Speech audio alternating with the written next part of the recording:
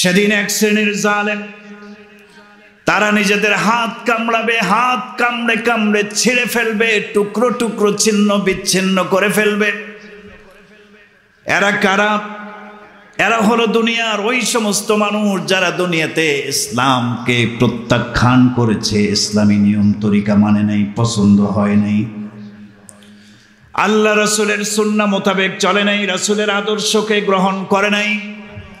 জীবনের সকল ক্ষেত্রে এরা ইহুদি খ্রিস্টানদের আদর্শকে লালন করেছে, আছে না নাই? কথা বলেন, আছে না নাই? যারা ইসলামকে নিজেরা গ্রহণ করে নাই, সমাজের মধ্যে ইসলামকে প্রতিষ্ঠিত হতে দেয় নাই, রাষ্ট্রে পর্যন্ত ইসলাম প্রতিষ্ঠিত হোক এই জন্য সংগ্রাম করে নাই, চেষ্টা করে নাই, ইসলাম থেকে নিজে দূরে সরেছে, জাতিকে দূরে সরায় রাখছে, এই লোকগুলো আফসোস করবে আর বলবে, ইয়া লাইতানি ইত্তাখাযতু মা'আর রাসূলি সাবিলা, হায় আফসোস, আমি কেন রসুলের পথ অবলম্বন করলাম না, ইসলামের পথ কেন অনুসরণ করলাম না। আফসোস করবে আরেক শ্রেণীর মানুষের। পরে আল্লাহ তাআলা বলেন, ইয়া ওয়াইলাতা লাইতানি লাম আত্তাখিজ ফুলানান খলিলা, আফসোস করবে ওই সমস্ত মানুষ যারা দুনিয়াতে খারাপ বন্ধুকে গ্রহণ করেছে বন্ধু হিসেবে, দুষ্ট ছেলেদেরকে বাছাই করে নিয়েছে। যেই বন্ধু নামাজ পড়তে দেয় নাই, যেই বন্ধু মাহফিলে আসতে দেয় নাই, যেই বন্ধু গুনার কাজের দিকে নিয়ে গিয়েছে, গান বাজনার দিকে নিয়ে গিয়েছে, হারামের দিকে জড়িয়ে ফেলেছে, এরকম বন্ধু আমাদের আছে না নাই? খারাপ বন্ধুকে গ্রহণ করেছে, এই লোকগুলো আফসোস করবে আর দাঁত দিয়ে হাত কামড়াবে, এদের আফসোস করাবে না। এরা আফসোস করবে আর বলবে, হায় আফসোস, কেন আমি অমুককে বন্ধু হিসেবে গ্রহণ করলাম। ইয়া ওয়াইলাতা লাইতানি লাম আত্তাখিজ ফুলানান খলিলা, অমুক দুষ্ট লোকটাকে যদি আমি বন্ধু হিসেবে গ্রহণ না করতাম তাহলে আজকে এই শাস্তি আমার হতো না, জাহান্নামে আসা লাগতো না। এরা আফসোস করবে। ও মুমিন মুসলমান, সেদিন কিয়ামতের দিন যেন আফসোস করতে না হয়, দুনিয়াতে থেকে সেই ডিসিশন আপনাকে নিতে হবে। রাজি আছেন? রাজি আছেন ইনশাআল্লাহ? যেন কোনো আফসোস করতে না হয়। এক চান্সেই আমরা যেন আল্লাহর জান্নাতে প্রবেশ করতে পারি। রাজি আছেন তো? কারা কারা এক চান্সেই আল্লাহর জান্নাতে প্রবেশ করতে রাজি? আল্লাহু আকবার বলে হাত উঁচু করেন, আরো জোরে বলেন আল্লাহু আকবার। নারায়ে তাকবীর। আল কোরআনের আলো, কোরআন সুন্নাহর আলো, নারায়ে তাকবীর। হাত নামান। এক চান্সে জান্নাতে যাওয়ার স্বপ্ন দুনিয়াতে আপনাকে লালন করতে হবে, কারণ কিছুদিন জাহান্নাম খাইটা পরে জান্নাতে যাওয়া এটা ভালো কোনো লক্ষণ নয়। আপনি জাহান্নামের আযাব একদিনের জন্য কি সহ্য করতে পারবেন? বলেন না পারবেন? إن الحمد لله الأكرم الذي خلق الإنسان وكرم وعلمه من البيان ما لم يعلم فسبحان الذي لا يحصى امتنانه باللسان ولا بالقلم ونشهد أن لا إله إلا الله وحده لا شريك له ونشهد أن سيدنا وسندنا وحبيبنا وطبيبنا وطبيب قلوبنا وأرواحنا ومولانا محمدا عبده ورسوله الذي أرسله بالحق بشيرا ونذيرا وداعيا إلى الله بإذنه وسراجا وقمرا منيرا. أما بعد فقد قال الله تبارك وتعالى في كلامه المجيد وفرقانه الحميد: أعوذ بالله من الشيطان الرجيم. بسم الله الرحمن الرحيم. أم حسبتم أن تدخلوا الجنة ولما يأتكم مثل الذين خلوا من قبلكم مستهم البأساء والضراء وزلزلوا حتى يقول الرسول والذين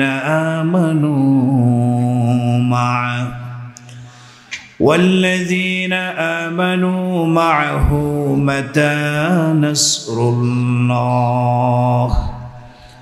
ألا إن نصر الله قريب.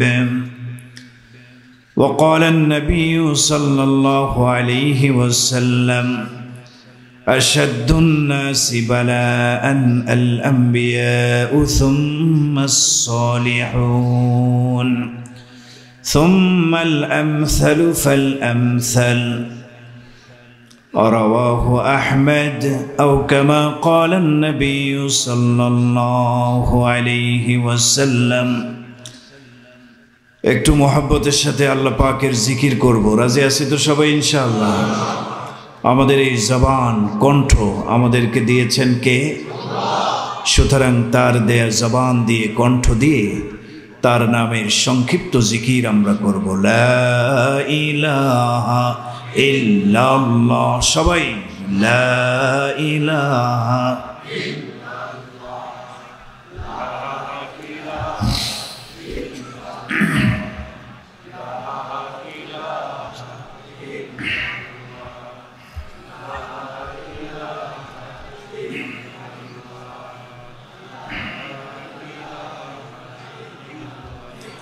জোরে লা ইলাহা।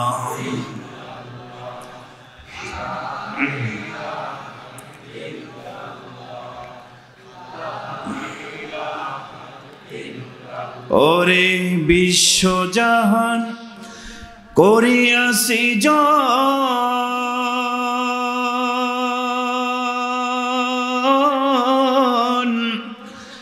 পাঠাইল আল্লাহ মানুষ রে,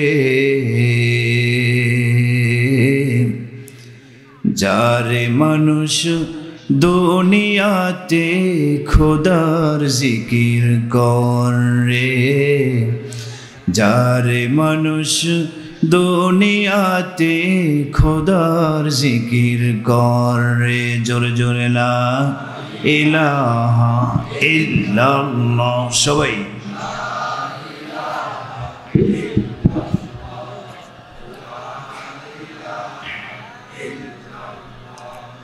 লা ইলাহা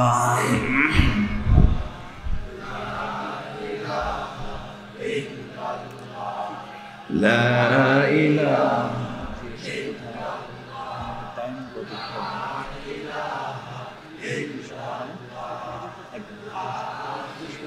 ঠিক আছে।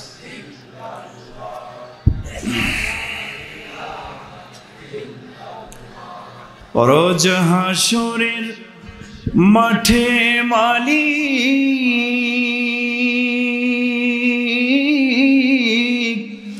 জিজ্ঞাসিবে বান্দারে, কি করেছো দুনিয়াতে জবাব দিয়ে যাও রে, কি করেছো দুনিয়াতে জবাব দিয়ে যাও রে। জোরে জোরে লা ইলাহা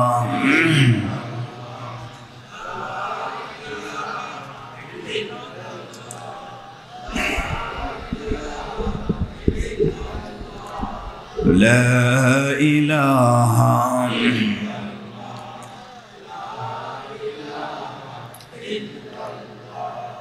লা ইলাহা ইল্লাল্লাহু মুহাম্মাদুর রাসূলুল্লাহ। সকলে পড়ে নিন সাল্লাল্লাহু আলাইহি ওয়াসাল্লাম। পুরাতন মুস্তাফাগঞ্জ এলাকাবাসী ও কবরস্থান কমিটির উদ্যোগে আয়োজিত 15তম বাৎসরিক ওয়াজ ও দোয়ার মাহফিলের প্রধান মেহমান, বিশেষ অতিথি, প্রধান অতিথি, সম্মানিত সভাপতি মহোদয় সহ আমন্ত্রিত ওলামায়ে কেরাম, আমার সম্মুখে উপবিষ্ট, বিভিন্ন প্রান্ত থেকে ছুটে আসা, কোরআনের আকর্ষণে আল্লাহ এবং আল্লাহ রসুল সাল্লাল্লাহু আলাইহি ওয়াসাল্লামের ভালোবাসা মোহাব্বতের টানে ছুটে আসা এক ঝাঁক ইসলাম প্রিয় তাওহীদি মুসলিম জনতা, পর্দার আড়ালে অবস্থানরত শ্রদ্ধেয়া সম্মানিতা মা ও বোনেরা, শুরুতেই শুকরিয়া জ্ঞাপন করছি মহান রব্বে কারীমের দরবারে, যেই মহান আল্লাহ পাক রব্বুল আলামিন যাচাই করে বাছাই করে আজকের মাহফিলের জান্নাতের এই বাগানে আমাদেরকে অংশগ্রহণ করার তৌফিক দান করেছেন। সেই মহান মালিকের দরবারে কালিমাতুশ শুকর আদায় করছি আলহামদুলিল্লাহ। আর একটু জোরে সোরে শুকরিয়ার আওয়াজে বলতে হবে আলহামদুলিল্লাহ। আজকের মাহফিলে আসতে পেরে খুশি না বেজার?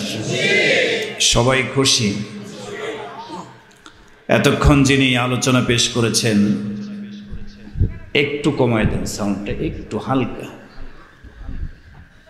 এতক্ষণ পর্যন্ত অত্যন্ত সারগর্ভ আলোচনা পেশ করেছিলেন বাংলাদেশের খ্যাতিমান একজন আলোচক, বাংলাদেশের প্রথম সারির একজন আলোচক, যার নাম শুনলেই হাজার হাজার শ্রোতা এসে জমায়েত হয়ে যায়। আলহামদুলিল্লাহ বলেন।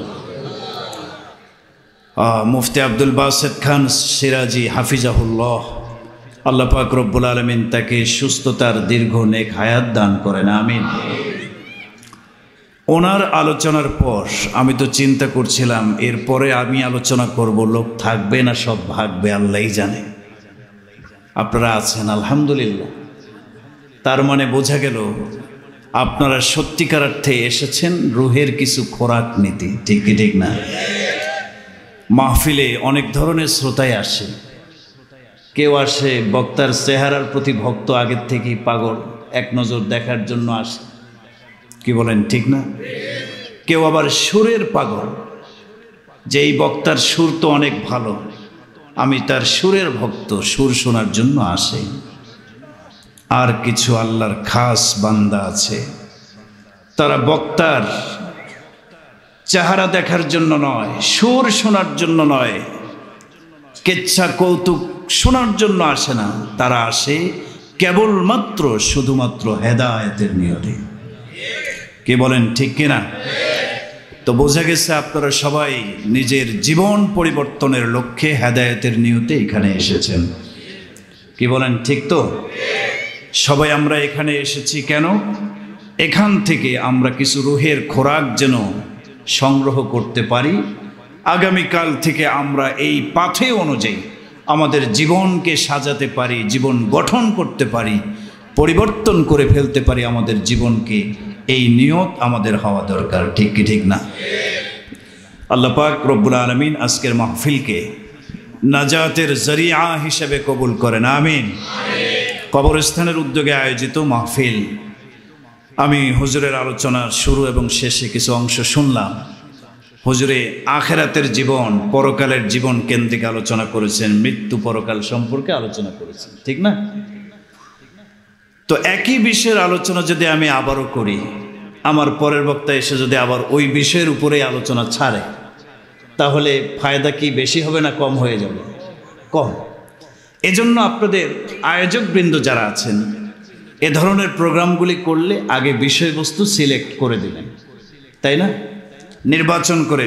আপনাদের এখানে যোগ্য আলেম আছে, এই এলাকার মধ্যে অনেক ওলামায়ে কেরাম আছেন, বিশেষ করে আমার বন্ধুবর ঢাকার উল্লেখযোগ্য প্রতিষ্ঠান, মিরপুরের মধ্যে সবচেয়ে ভালো সেরা প্রতিষ্ঠান কওমি মাদ্রাসা, জামিউল উলুম মাদ্রাসার একজন মুহাদ্দিস আপনাদের এলাকার সন্তান, আমার বন্ধু মানুষ, মুফতি জিয়াউর রহমান কাসেমি হাফিজাহুল্লাহ আছেন না নাই?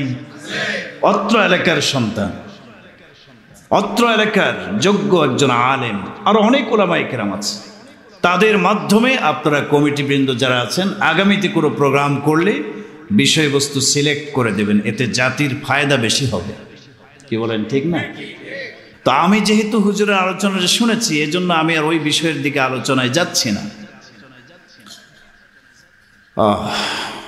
আসলে কিয়ামতের দিন কিছু মানুষ আফসোস করবে। কিয়ামতের দিবসের অনেকগুলো নামের কথা কোরআনে আসছে, হাদিসে আসছে। একটা নামের কথা আল্লাহ বলেছেন ইয়াউমুল হাসরা, কোরআনে কারিমে এসেছে ওয়ানজিরহুম ইয়াউমাল হাসরা। পরিতাপের দিবস সম্পর্কে হে নবী আপনি মানুষকে সতর্ক করুন। পরিতাপের দিবস, কিয়ামতের দিবসের এক নাম কি বলেন? পরিতাপের দিবস, আফসোসের দিবস।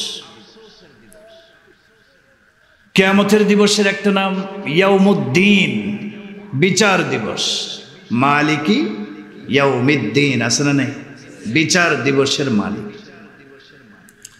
ইয়াউমুল হাশর, ইয়াউমুন নাশর, অনেকগুলি নাম কিয়ামতের দিবসে। তো একটি নাম হচ্ছে ইয়াউমুল হাসরা, আফসোসের দিবস। সেদিন কিছু মানুষ আফসোস করবে। কিয়ামতের দিন দুইটা দলে মানুষ বিভক্ত হয়ে যাবে, আসহাবুল ইয়ামিন আর একটা দল হবে আসহাবুশ শিমাল। বলেন একটা দলের নাম কি? আসহাবুল ইয়ামিন, ডানপন্থী দল, মানে জান্নাতি দল। সুবহানাল্লাহ বলেন। আরেকটা দল হবে বামপন্থী দল, আসহাবুশ শিমাল, এরা সোজা জাহান্নামে যাবে। নাউজুবিল্লাহ বলেন। আমাদেরকে থাকতে হবে কোন দলে? ডানপন্থী দলে।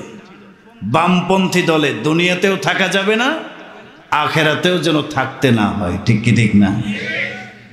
আমরা এখানে এসেছি কিয়ামতের দিন যেন আমাদের আফসোস করতে না হয়, এজন্য এক চান্সেই যেন আমরা জান্নাতে যেতে পারি। কোরআনের কাছে আমরা দিক নির্দেশনা চাচ্ছি যে এই দুনিয়াতে আমরা কিভাবে চললে কিয়ামতের দিবসে আফসোস করতে হবে না, এক চান্সেই আমরা জান্নাতে যেতে পারবো। একটা সমাধান কোরআন আমাদেরকে দিয়ে দাও। কোরআন কি সমাধান দিতে পারবে? পারবে তো ইনশাআল্লাহ। কোরআনের উপরে আস্থা বিশ্বাস আছে তো? ইসলামের উপরে আস্থা বিশ্বাস আছে তো?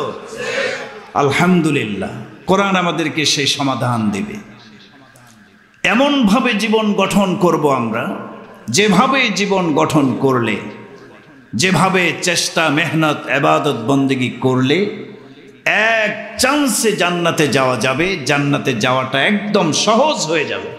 আজকে আমার আলোচনা থেকে এই সমাধানটা আপনাদেরকে দেব কোরআন থেকে। আমলের নিয়তে শুনবো তো ইনশাআল্লাহ। কিয়ামতের দিন হবে আফসোসের দিন, আমাদের কারো যেন আফসোস করতে না হয়। কিছু মানুষ আফসোস করবে। কোরআনে কারিমে সূরাতুল ফজর আয়াত নম্বর 24 আল্লাহ পাক রব্বুল আলামিন বলেন ওয়াজিআ ইয়াউমাইযিন বিজাহান্নাম, কিয়ামতের দিন জাহান্নামকে পেশ করা হবে।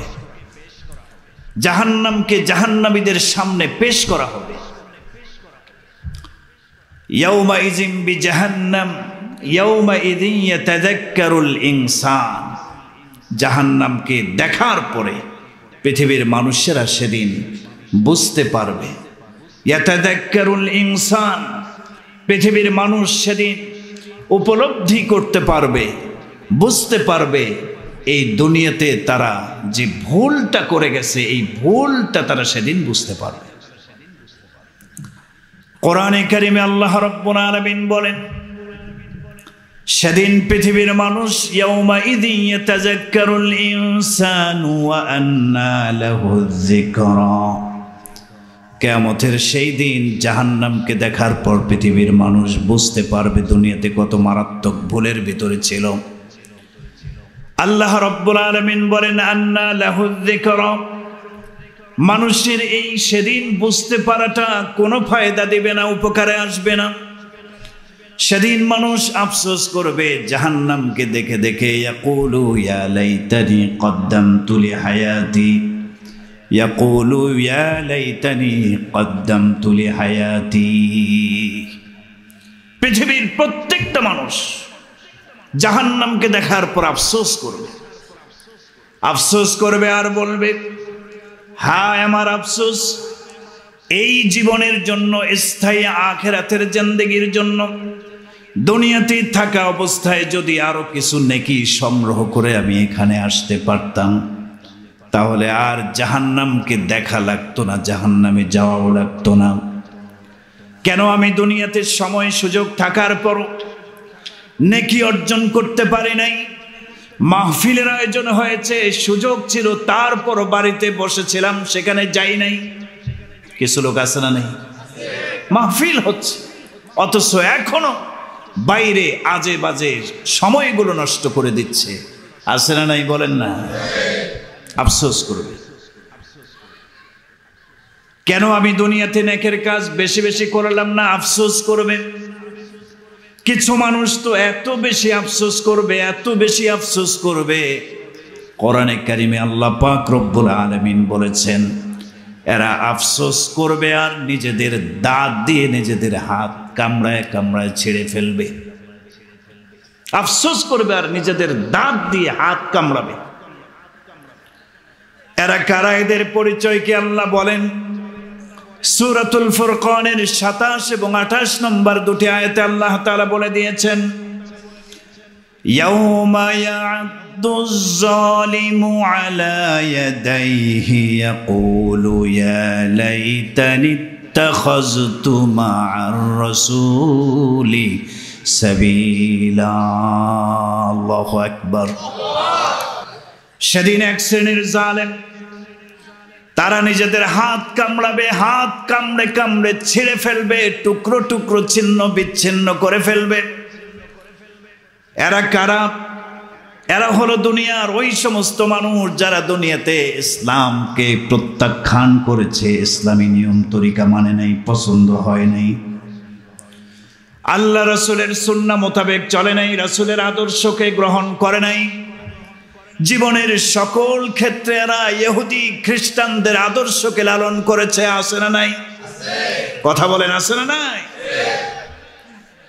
যারা ইসলামকে নিজেরা গ্রহণ করে নাই, সমাজের মধ্যে ইসলামকে প্রতিষ্ঠিত হতে দেয় নাই, রাষ্ট্রে পর্যন্ত ইসলাম প্রতিষ্ঠিত হোক এই জন্য সংগ্রাম করে নাই, চেষ্টা করে নাই, ইসলাম থেকে নিজে দূরে সরেছে, জাতিকে দূরে সরায় রাখছে, এই লোকগুলো আফসোস করবে আর বলবে ইয়া লাইতানি ইত্তাখাযতু মা'আর রাসূলি সাবিলা।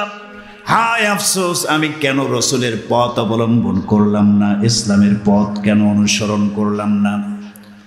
আফসোস করবে আর এক শ্রেণীর মানুষের। পরে আল্লাহ তাআলা বলেন ইয়া ওয়াইলাতা লাইতানি লাম আত্তাখিজ ফুলানান খলিলা। আফসোস করবে ওই সমস্ত মানুষ যারা দুনিয়াতে খারাপ বন্ধুকে গ্রহণ করেছে, বন্ধু হিসেবে দুষ্ট ছেলেদেরকে বাছাই করে নিয়েছে। যেই বন্ধু নামাজ পড়তে দেয় নাই, যেই বন্ধু মাহফিলে আসতে দেয় নাই, যেই বন্ধু গুনার কাজের দিকে নিয়ে গিয়েছে, গান বাজনার দিকে নিয়ে গিয়েছে, হারামের দিকে জড়িয়ে ফেলেছে, এরকম বন্ধু আমাদের আছে না নাই? খারাপ বন্ধুকে গ্রহণ করেছে, এই লোকগুলো আফসোস করবে আর দাঁত দিয়ে হাত কামড়াবে, এদের আফসোস পোড়াবে না। এরা আফসোস করবে আর বলবে হায় আফসোস, কেন আমি অমুককে বন্ধু হিসেবে গ্রহণ করলাম। ইয়া ওয়াইলাতা লাইতানি লাম আত্তাখিজ ফুলানান খলিলা। অমুক দুষ্ট লোকটাকে যদি আমি বন্ধু হিসেবে গ্রহণ না করতাম, তাহলে আজকে এই শাস্তি আমার হতো না, জাহান্নামে আসা লাগতো না। এরা আফসোস করবে। ও মুমিন মুসলমান, সেদিন কিয়ামতের দিন যেন আফসোস করতে না হয়, দুনিয়াতে থেকে সেই ডিসিশন আপনাকে নিতে হবে। রাজি আছেন? রাজি আছেন ইনশাআল্লাহ? যেন কোনো আফসোস করতে না হয়। এক চান্সেই আমরা যেন আল্লাহর জান্নাতে প্রবেশ করতে পারি। রাজি আছেন তো? কারা কারা এক চান্সে আল্লাহর জান্নাতে প্রবেশ করতে রাজি? আল্লাহু আকবার বলে হাত উঁচু করেন, আর জোরে বলেন আল্লাহু আকবার। নারায়ে তাকবীর। আল কোরআনের আলো, কোরআন সুন্নাহর আলো, নারায়ে তাকবীর। হাত নামান। এক চান্সে জান্নাতে যাওয়ার স্বপ্ন দুনিয়াতে আপনাকে লালন করতে হবে, কারণ কিছুদিন জাহান্নাম খাইটা পরে জান্নাতে যাওয়া এটা ভালো কোনো লক্ষণ নয়। আপনি জাহান্নামের আযাব একদিনের জন্য কি সহ্য করতে পারবেন? বলেন না পারবেন? হ্যাঁ, কিছু মুমিন আছে পাপী তাপী গুনাহগার, ঈমান আছে নেকামল কম, আছে না নাই? জাহান্নামে যাবে গুনার কারণে। কোথায় যাবে? প্রথমে জাহান্নামে যাবে। এরপরে যেহেতু ঈমান আছে, গুনার কারণে পরিমাণ মতো 1000 বছর 2000 বছর জাহান্নাম খাটার পরে যেহেতু ঈমান আছে, ঈমানের কারণে সে একদিন জান্নাতে যাবে। সুবহান। তাহলে এটাও জান্নাতে যাওয়া হলো, বাকি এক চান্সে নয়। মায়ের খাইয়া জাহান্নাম খাইটা সেরে পরে জান্নাতে গেল। ঠিক কি ঠিক না? এই জান্নাতে যাওয়া চাওয়া যাবে না আল্লাহর কাছে। আল্লাহর কাছে চাইতে হবে, আল্লাহ জাহান্নাম খাটা ছাড়া এক চান্সে আমি জান্নাত চাই। কি বলেন? রাজি আছেন না ইনশাআল্লাহ? এখন এইভাবে জান্নাতে যাওয়াটা সহজ নয়। কোরআনের কাছে আমরা সমাধান চাই। কোরআন তুমি বলে দাও, এক চান্সে কিভাবে আমি জান্নাতে যাব? এটা কি আমার জন্য সহজ না কঠিন? কোরআন সমাধান দিতে পারবে কিনা বলেন? কোরআনে কারিমে আল্লাহ রাব্বুল আলামিন বলেন, সূরা আল বাকারা 214 নম্বর আয়াতে আল্লাহ রাব্বুল আলামিন প্রশ্ন আকারে বিষয়টা উপস্থাপন করেছেন। আল্লাহ রাব্বুল আলামিন বলেন, আম হাসিবতুম, পৃথিবীর মানুষেরা, পৃথিবীর মুমিন মুসলমানেরা, তোমরা কি ভেবেছো আন তাদখুলুল জান্নাতা, খুব সহজেই এক চান্সে জান্নাতে প্রবেশ করবা? এটা কি ভেবেছো? বোঝার চেষ্টা করবেন কথাগুলো। আল্লাহ প্রশ্ন করছেন, পৃথিবীর মুমিন মুসলমানেরা এক চান্সে কি জান্নাতে প্রবেশ করতে চাও? এটা সহজ মনে করেছো? ওয়ালাম্মা ইয়াতিকুম মাসালুল লাযীনা খালাউ মিন ক্বাবলিকুম, অথচ এখনো তোমাদের কাছে পূর্ববর্তীদের হালত এখনো আসে নাই। পূর্ববর্তীতে যারা এক চান্সে জান্নাতে গিয়েছে, নবীগণ, সিদ্দিক, শুহাদা, আল্লাহর ওলি, সাহাবায়ে কেরাম, পূর্ববর্তীগণ, যারা দুনিয়াতে থেকে জান্নাতের সুসংবাদ প্রাপ্ত হয়ে দুনিয়ার থেকে বিদায় নিয়েছে। সুবহানাল্লাহ। আল্লাহ বলেন, ওয়ালাম্মা ইয়াতিকুম মাসালুল লাযীনা খালাউ মিন ক্বাবলিকুম, তোমাদের পূর্ববর্তী নেককারদের হালত কি হয়েছিল? ঈমানের পথে চলতে গিয়ে, ইসলামের পথে চলতে গিয়ে কি পরিমাণ জুলুম তাদের উপরে এসেছিল, বিপদ আপদ মুসিবত গ্রাস করে নিয়েছিল তাদেরকে। তাদের মতো অবস্থা তো এখনো তোমাদের কাছে আসে নাই, আর তোমরা ভাবছো খুব সহজে জান্নাতে প্রবেশ করবা। না না না, এক চান্সে জান্নাতে প্রবেশ করাটা সহজ নয়। কি বোঝা গেল? জান্নাতে এক চান্সে প্রবেশ করাটা সহজ না কঠিন? আল্লাহ বলেন, তোমরা কি ভাবছো সহজেই জান্নাতে যাবা? অথচ এখনো তোমাদের কাছে পূর্ববর্তীদের মতো অবস্থা তৈরি হয়নি। আমরা আল্লাহর কাছে প্রশ্ন করি, আল্লাহ পূর্ববর্তীদের অবস্থা কেমন হয়েছিল? দুনিয়াতে থাকা অবস্থায় যারা জান্নাতের সুসংবাদ পেয়েছে, সেই সমস্ত আল্লাহর প্রিয় বান্দাদের হালাত অবস্থাটা কেমন হয়েছিল? আল্লাহ বলেন, মাসাদহুমুল বাসা ওয়াদ-দাররা ওয়াযুলজিলু হাত্তা ইয়াকুলার রাসূলু ওয়াল্লাযীনা আমানু মা'হু মাতা নাসরুল্লাহ। আল্লাহু আকবার। আল্লাহ রাব্বুল আলামিন বলেন, পূর্ববর্তী মুমিন মুসলমানদের অবস্থা কেমন ছিল শোনো। মাসাদহুমুল বাসা ওয়াদ-দাররা, তাদেরকে দুঃখ দুর্দশা বিপদ আপদ জুলুম নির্যাতন পাকড়াও করেছিল, গ্রাস করে নিয়েছিল। ঈমান আনার কারণে, আল্লাহর পথে চলার কারণে এত বেশি বিপদ আপদ এসেছিল, জুলুম নির্যাতন এসেছিল। কোরআনে আল্লাহ বলেন জুলজিলু, তারা জুলুম নির্যাতন সহ্য করতে না পেরে প্রকম্পিত হতেছিল, কাঁপতেছিল, ভয়ে ভয়ে থর থর থর থর করে কাঁপতেছিল, আর আল্লাহর কাছে বলতেছিল আল্লাহ হাত্তা ইয়াকুলার রাসূল ওয়াল্লাযীনা আমানু মাআহু মাতা নাসরুল্লাহ। ওই সমস্ত মুমিন এবং মুমিনদের নবী সবাই মিলে আল্লাহর কাছে নির্যাতন জুলুম সহ্য করতে না পেরে দুটি হাত তুলে আল্লাহর কাছে ফরিয়াদ করে বলছিল মাতা নাসরুল্লাহ, আল্লাহ আমাদের আর সহ্য হচ্ছে না, আপনার সাহায্য আমাদের উপরে কখন আসবে। জুলুম নির্যাতনের কারণে, বিপদ আপদে আক্রান্ত হওয়ার কারণে ধৈর্যের বাঁধটুকু ভেঙে যাচ্ছে। রব্বুল আলামিন, আমরা আপনার সাহায্য চাই, মাতা নাসরুল্লাহ, কখন আপনার সাহায্য আসবে। এভাবে নবীর মুমিন উম্মতেরা পূর্ববর্তীরা আল্লাহর কাছে যখন ফরিয়াদ করেছে, আল্লাহ পাক সান্ত্বনার বাণী শোনায় দিয়ে বলেন তোমরা ঈমানের পথে অটল থাকো, ইসলামের পথে অটল থাকো। আমি আল্লাহ ঘোষণা করছি আলা ইন্না নাসরাল্লাহি করিব, আল্লাহু আকবার।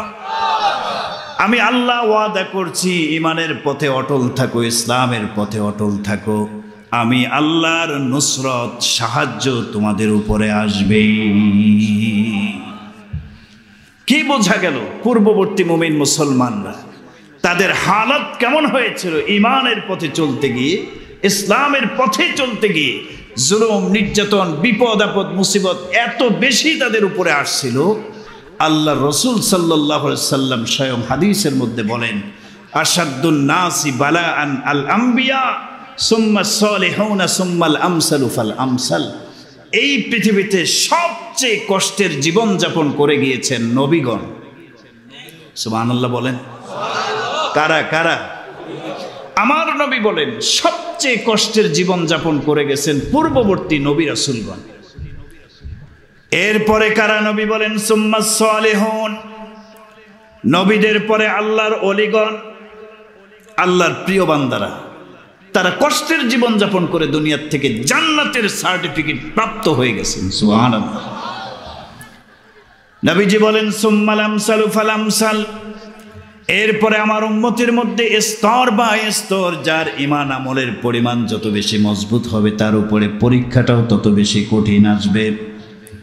যার ঈমানের মজবুতি যত বেশি, আল্লাহর পক্ষ থেকে বিপদ আপদ পরীক্ষা তত বেশি আসবে। পূর্ববর্তীদের উপরে এভাবে এসেছে। সমস্ত মানুষের মধ্যে সবচেয়ে কষ্টের জীবন যাপন করে গেছেন নবীগণ, আর নবীগণের মধ্যে সবচেয়ে কষ্টের জীবন যাপন করে গেছেন আমাদের নবী মুহাম্মদ রাসূলুল্লাহ সাল্লাল্লাহু আলাইহি ওয়াসাল্লাম।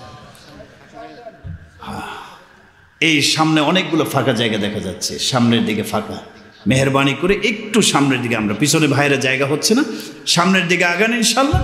আজকের মাহফিলকে আল্লাহ পাক কবুল করে নেন, বলেন আমিন। আমাদের হেদায়েতের জন্য, কবরবাসীদের নাজাতের জন্য আল্লাহ পাক আজকের মাহফিলকে কবুল করেন, বলেন আমিন।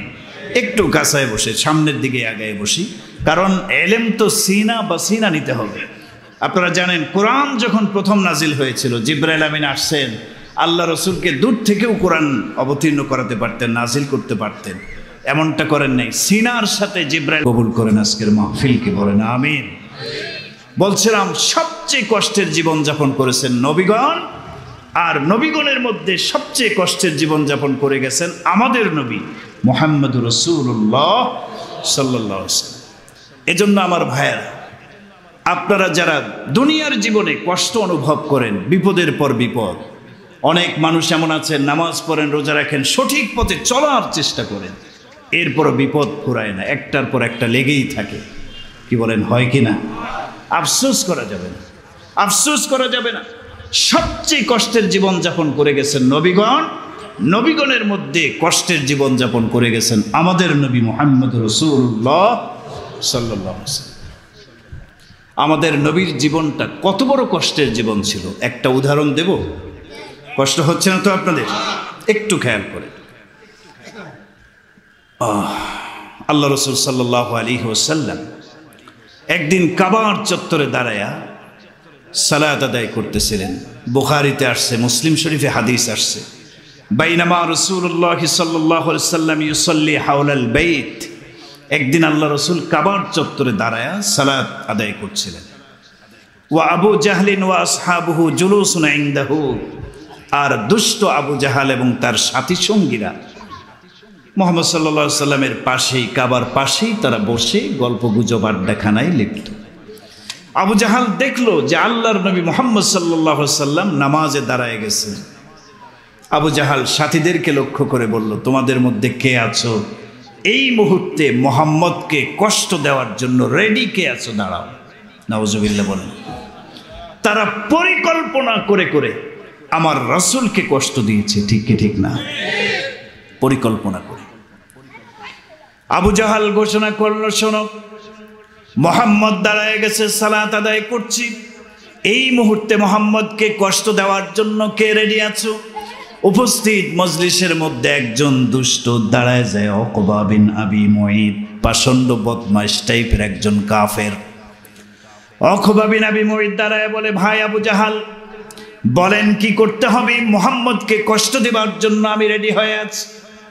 আবু জাহাল বলল, উকবা বিন আবি মুঈত, এই মুহূর্তে তুমি অমুক গোত্রের মধ্যে চলে যাও, শুনেছি গতকাল ওই গোত্রের বড় একটি উট জবাই করা হয়েছে, উটের নারী ভুঁড়িগুলো ময়লার ডাস্টবিনে নিক্ষেপ করা হয়েছে, দ্রুত তুমি সেই কওমের মধ্যে চলে যাও, ময়লার ডাস্টবিন থেকে ময়লা আবর্জনাগুলো নিয়ে আসো, উটের নারী ভুঁড়ি নিয়ে আসো, কয়েক মন ওজনের উটের নারী ভুঁড়ি, ময়লা যুক্ত নারী ভুঁড়ি, তুমি ওইটা নিয়ে আসো। মুহাম্মদ নামাজের মধ্যে যখন সেজদায় চলে যাবে, মুহাম্মদের মাথার উপরে উটের নারী ভুঁড়িটা চাপা দিয়ে আমার কাছে চলে আসবা। নাউজুবিল্লাহ বলেন।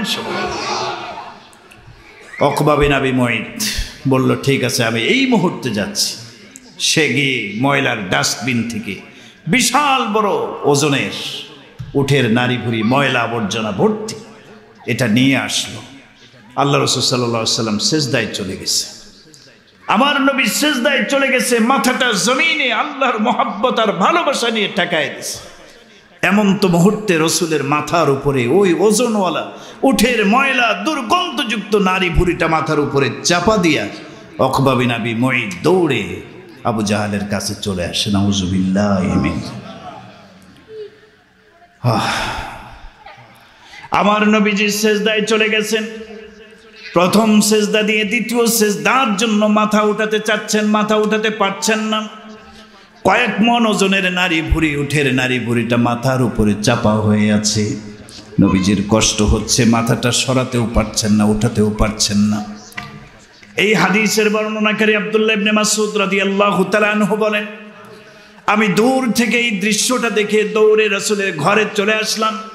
আল্লাহর নবী মুহাম্মদুর রাসূলুল্লাহর সবচেয়ে আদরের কন্যা ফাতেমাতুজ জোহরা রাদিয়াল্লাহু তাআলা আনহাকে ডেকে বললাম, রে ফাতেমা, তোমার বাবার উপরে কি পরিমাণ জুলুম এসেছে, যদি দেখতে চাও ঘর থেকে বাইরে বের হও।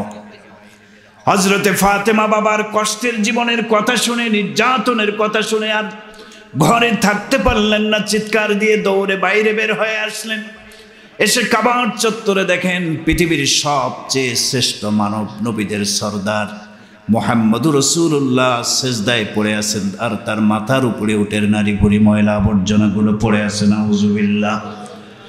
সন্তান হয়ে, মেয়ে হয়ে বাবার এই কষ্ট সহ্য করতে পারলেন না। মহিলা মানুষ, শরীরের শক্তিও তত বেশি নাই। অনেক চেষ্টা করলেন নারী ভুঁড়িটা সরানোর জন্য, বিশাল বড় উটের নারী ভুঁড়ি, পারতেছেন না। আল্লাহ পাকের দয়া হলো, শেষ পর্যন্ত ফাতেমা রাদিয়াল্লাহু আনহা উটের নারী ভুঁড়িটাকে এক পাশে সরায় রাখলেন। আল্লাহর নবী দ্বিতীয় সেজদার জন্য মাথা উঠালেন। আল্লাহু আকবার। নবীজি দ্বিতীয় সেজদা করলেন, নামাজ শেষ করলেন। হযরত ফাতেমার চোখে পানি। ফাতেমা রাদিয়াল্লাহু আনহা সহ্য করতে পারছেন না রাসূলের কষ্ট নিজের চোখে দেখে। ফাতেমা বললেন, বাবা, কে এই কাজটা করেছে আমাকে বলেন, কার এত বড় সাহস আমার বাবার মাথায় উটের নারী ভুঁড়ি চাপা দিয়ে চলে যাবে? তিনি কান্না ধরে রাখতে পারলেন না। ফাতেমা রাদিয়াল্লাহু আনহা চোখের পানি ছেড়ে দিয়ে কান্না শুরু করে দিলেন। আল্লাহর নবী আদরের কন্যা ফাতেমার চোখের পানি মুছে ফেলে বললেন, ইয়া ফাতেমাতুল্লাহ তাবকি, রে ফাতেমা তুমি কান্না করো না, কান্না করো না। লা ইয়াবকা আলা ওয়াজহিল আরদি বাইতু মুদারিন ওয়ালা ওয়াবারিন ইল্লা আদখালাহুল্লাহু কালিমাতাল ইসলাম। তুমি কান্না করো না, তোমার বাবার উপরে যে বিপদ আসছে, জুলুম আসছে, এই বিপদের ওসিলায় বিনিময়ে পৃথিবীতে এমন কোনো ঘর বাকি থাকবে না, পৃথিবীতে এমন কোনো গ্রাম মহল্লা বাকি থাকবে না যেখানে ইসলামের কালিমা প্রবেশ করবে না। আল্লাহু আকবার বলেন। এই কষ্টের বিনিময় আল্লাহ পৃথিবীতে ইসলাম প্রতিষ্ঠিত করে দিবে। আজকে আমরা ইসলাম পেয়েছি, মুসলমানের ঘরে জন্ম নিয়ে জন্মসূত্রেই মুসলমান হয়েছে। এই যে ইসলাম আমরা পেয়েছি, বাংলাদেশের মতো একটা এলাকায় ইসলাম চলে এসেছে, এটা এমনি এমনি আসে নাই। এই ইসলাম আমাদের পর্যন্ত আসতে অনেক আল্লাহওয়ালাদের ত্যাগ এবং কোরবানি দিতে হয়েছে, ঠিক কি ঠিক না? নবীদের রক্ত জমিনে ফেলতে হয়েছে। সাহাবায়ে কেরাম এই ইসলাম প্রচারের জন্য জীবনের তাজা রক্ত রাজপথে ঢেলে দিয়েছেন, ঠিক কি ঠিক না? এর বিনিময়ে আমরা ইসলাম পেয়েছি, ঠিক কি ঠিক না বলেন?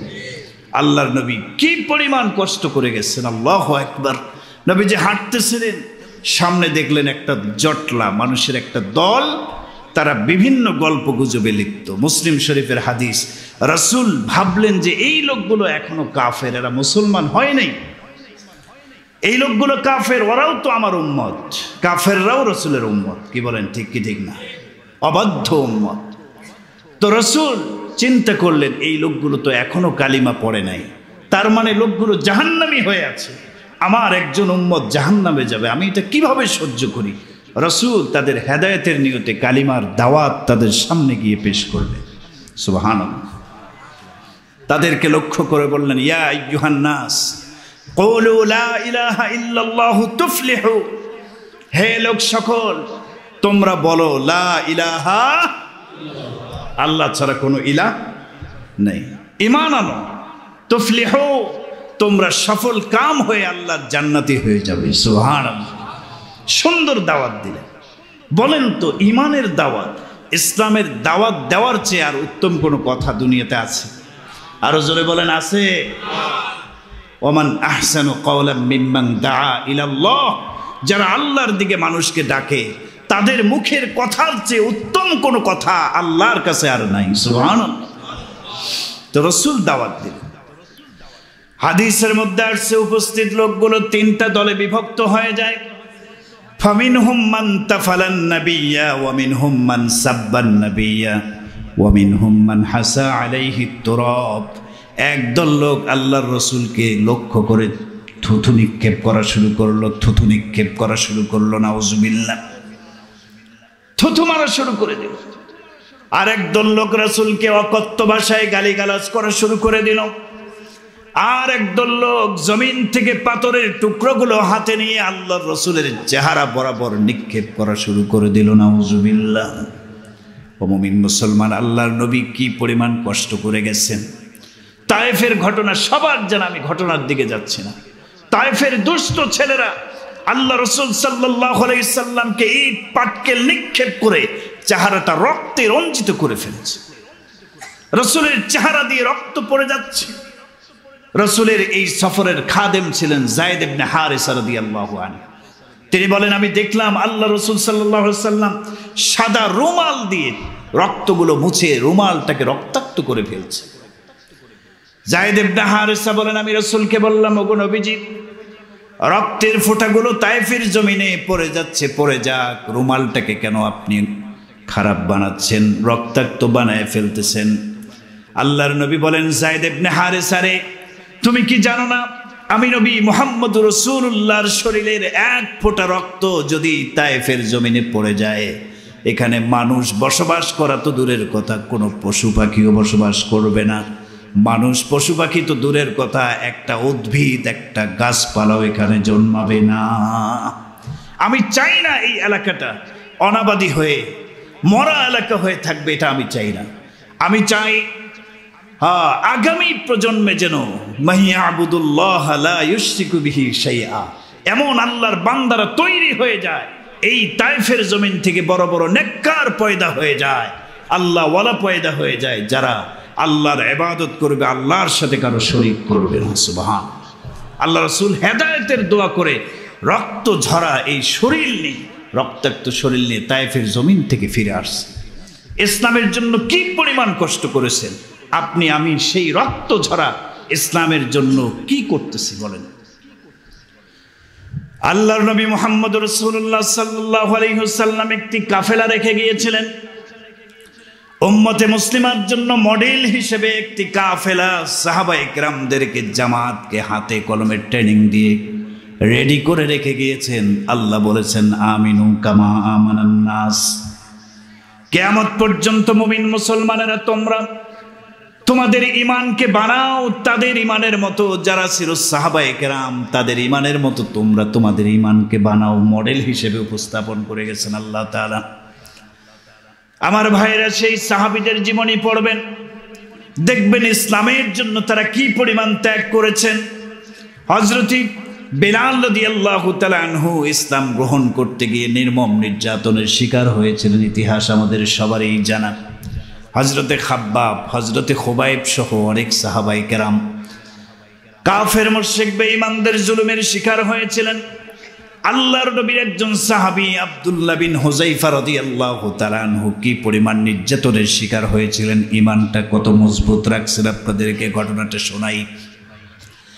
আল্লাহর নবীর ইন্তেকাল হয়ে গেল, নবীজির পরে ইসলামের খলিফা হয়ে গেলেন, রাষ্ট্রপ্রধান হয়ে গেলেন হযরতে আবু বকর সিদ্দিক রাদিয়াল্লাহু তাআলা আনহু।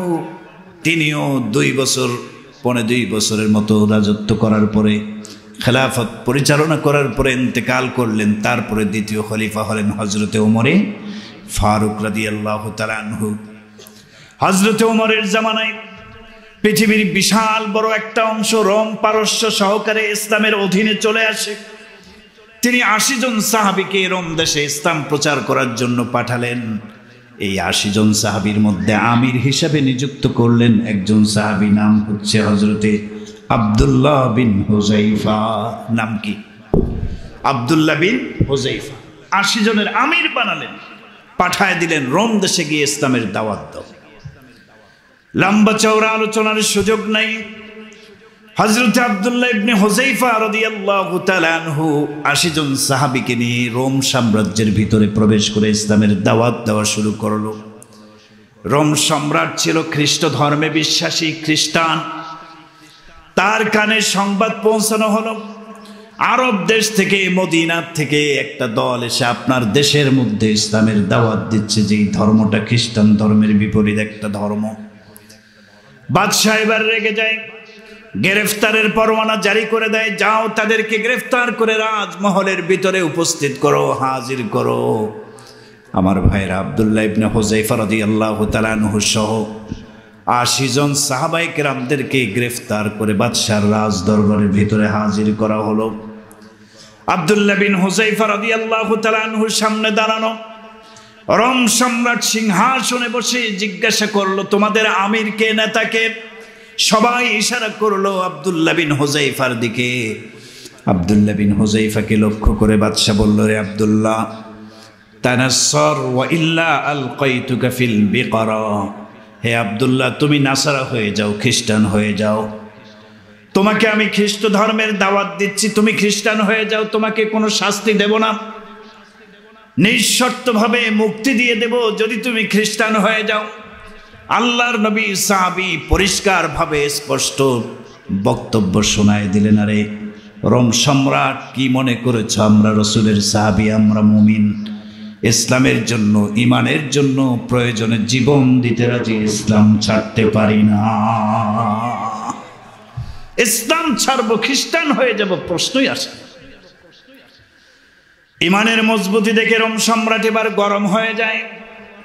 রোম সম্রাট তার বাহিনীকে নির্দেশ দেয়, এদেরকে গ্রেফতার করে জেলখানার ভিতরে আবদ্ধ করে রাখো। এদের হালাল কোনো খাবারের ব্যবস্থা রাখা যাবে না। ভিতরে আবদ্ধ করে জেলখানার ভিতরে রাখা হলো। খাবার হিসাবে বর্ণনায় আসছে শূকরের গোশত পেশ করা হলো, পানীয় হিসাবে মদ পেশ করা হলো। এগুলা হালাল না হারাম? হারাম, হারাম খাবার পেশ করা হয়েছে। বর্ণনায় আসছে সাহাবায়ে কেরাম এগুলি খান নাই, পান করেন নাই। একদিন, 2 দিন, 3 দিন, 1 সপ্তাহ হয়ে গেছে, একটা দানাও ভক্ষণ করেন নাই। মদ অথবা শূকরের গোশতকে তারা পেটের ভিতরে ঢুকান নাই। না খাওয়ার কারণে শরীরগুলো শুকায় কাঠ হয়ে গেছে। বাদশাহ এবার জেলখানা পরিদর্শনে আসলেন। এসে দেখলেন মদের জায়গায় মদের বোতল আছে, শূকরের গোশতর পাতিলের মধ্যে শূকরের গোশত আছে, 1 টুকরো শূকরের গোশত এরা ভক্ষণ করে নাই। বাদশা রেগে গেল, কি ব্যাপার, এগুলি পান করো নাই, খাও নাই? জবাব আসলো, না, এগুলি হারাম, আমরা মুসলমান কখনো হারাম খেতে পারি না। ঠিক কি ঠিক না? ও মুসলমান, আজকে বুঝে শুনে কিছু মানুষ পেটের মধ্যে হারাম ঢুকাচ্ছে। আপনাদের এলাকার সব মানুষ মনে হয় পীর সাহেব দরবেশ, সুদ ঘুষের সাথে কেউ সম্পৃক্ত নাই নাকি? তো আসতে বললেন যে আছে না নাই? কিছু মানুষ জেনে বুঝে হারাম সুদ ঘুষের দিকে দৌড়ায়, ঠিক কিনা বলেন? সাহাবায়ে কেরাম এই হারাম ঢুকান নাই পেটে। আমার ভাইয়েরা, আজকে যারা একটু আরামের জন্য হারামের দিকে দৌড়ায়, সুদ ঘুষের দিকে দৌড়ায়, মানুষের সম্পদ অন্যায়ভাবে কুক্ষিগত করে হারাম ঢুকায়, শুনে রাখেন, আল্লাহ রসুল মুহাম্মদুর রাসূলুল্লাহ সাল্লাল্লাহু আলাইহি সাল্লাম বলেছেন, 1 টাকা হারাম যদি কোনো ব্যক্তির শরীরের ভিতরে ঢোকে, এই হারাম টাকার বিনিময়ে তার শরীরের রক্ত গোশত তৈরি হয়। কয় টাকা? 1 টাকা যদি হারাম খায় আর এর মাধ্যমে তার রক্ত গোশত তৈরি হয়, এই হারামখোর কখনো জান্নাতে প্রবেশ করতে পারবে না। নাউজুবিল্লাহ, নাউজুবিল্লাহ বলেন। সুদ আর ঘুষ এটার সাথে সম্পৃক্ত মুসলমান হতে পারে না। সুদের 70টা গুনাহ আছে। আর রিবা 70 জুজআন আইসারুহা আইয়ানকিহার রাজুলু উম্মাহু। সুদের 70টি গুনাহ আছে, বড় বড় গুনাহ। সবচেয়ে ছোট গুনাহ হলো নিজের আপন মায়ের সাথে 36 বার জিনা করার গুনাহ। 1 টাকাও যদি কেউ সুদ খায়, মায়ের সাথে 36 বার জিনা করলে যে গুনাহ, ওই রকম গুনাহ। ছোট গুনাহ না বড় গুনাহ? সুদ খাওয়া যাবে? যারা সুদ খায়, হারাম খায়, এই হারামখোররা দুনিয়াতে আল্লাহ পাকের শত্রু। আল্লাহ বলছেন যে সুদের ব্যবসা যদি ছাড়তে না পারো, ইয়া আইয়ুহাল্লাযীনা আমানুত্তাকুল্লাহ ওয়া যারু মা বাকিয়া মিনার রিবা, হে ঈমানদারেরা, আল্লাহকে ভয় করে সুদের ব্যবসা ছাড়ো। ঘোষণা কার? আল্লাহ। যদি না পারো ছাড়তে, ফাইল্লাম তাফআলু ফাযানু বিহারবিন মিনাল্লাহি ওয়া রাসূলিহি, যদি সুদের ব্যবসা, হারামের ব্যবসা ছাড়তে না পারো, আল্লাহ এবং আল্লাহ রসুলের বিরুদ্ধে যুদ্ধের জন্য রেডি হয়ে যাও। তোমার সাথে আল্লাহ রসুলের যুদ্ধ হবে। বলেন, যুদ্ধ হয় বন্ধুর সাথে না শত্রুর সাথে? বোঝা গেল এই হারামখোররা, সুদখোররা আল্লাহ, আল্লাহ রসুলের বন্ধু না শত্রু? আল্লাহর শত্রু হয়ে, আল্লাহ রসুলের দুশ্মন হয়ে, শত্রু হয়ে জান্নাতে যাওয়ার স্বপ্ন দেখলেও জান্নাতে যাওয়া যাবে? যাওয়া যাবে? এজন্য ভাই, এই হারাম পেটের মধ্যে আমরা ঢুকাবো না। রাজি আছি কারা কারা? হাত উঁচু করে। আল্লাহ আমাদেরকে হারাম থেকে বেঁচে থাকার তৌফিক দান করুন। সাহাবায়ে কেরাম পান করেন নাই মদ, শূকরের গোশত 1 টুকরাও ভক্ষণ করেন নাই, শরীর শুকায় কাঠ হয়ে গেছে। যখন জিজ্ঞাসা করলো রোম সম্রাট, কেন খাও নাই, পান করো নাই? বলল, এটা তো হারাম, মুসলমান আমরা, রাসূলের সাহাবী, হারাম ভক্ষণ করতে আমরা পারি না। সুবহানাল্লাহ। এবার বাদশা আরো রেগে যায়। বাদশা তার বাহিনীকে নির্দেশ দিল, ওদেরকে জেলখানার ভিতর থেকে বের করে আমার রাজপ্রাসাদের সামনে নিয়ে আসো। আর এক দলকে নির্দেশনা দিল, তোমরা আগুনের কুণ্ড তৈরি করো। আগুন জ্বালানো হলো। বাদশার পক্ষ থেকে নির্দেশ এলো, আগুনের উপরে পাতিল বসায় দাও। এরপরে নির্দেশ এলো, পাতিল যখন গরম হয়ে যাবে, তেল উপরে ঢেলে দাও, তেল ঢেলে দাও পাতিলের মধ্যে। এরপরে পাতিলে তেল গরম করতে থাকো, টকবক টকবক করতে থাকো। আমার ভাইরা, গরম তেল যখন টকবক টকবক করতে থাকলো, বাদশাহ আব্দুল্লাহ বিন হুযাইফার সামনেই তার 80 জন সাহাবীদের মধ্যে 2 জন সাহাবীকে ধরে এনে গরম তেলের ডেকচিতে এমনভাবে ছেড়ে দেয়, মুহূর্তের মধ্যে আল্লাহর নবীর দুইজন সাহাবী ভাজা মাছের মতো ছটপট করতে করতে শহীদ হয়ে যায়। দুইজন সাহাবী চোখের সামনে শাহাদাত বরণ।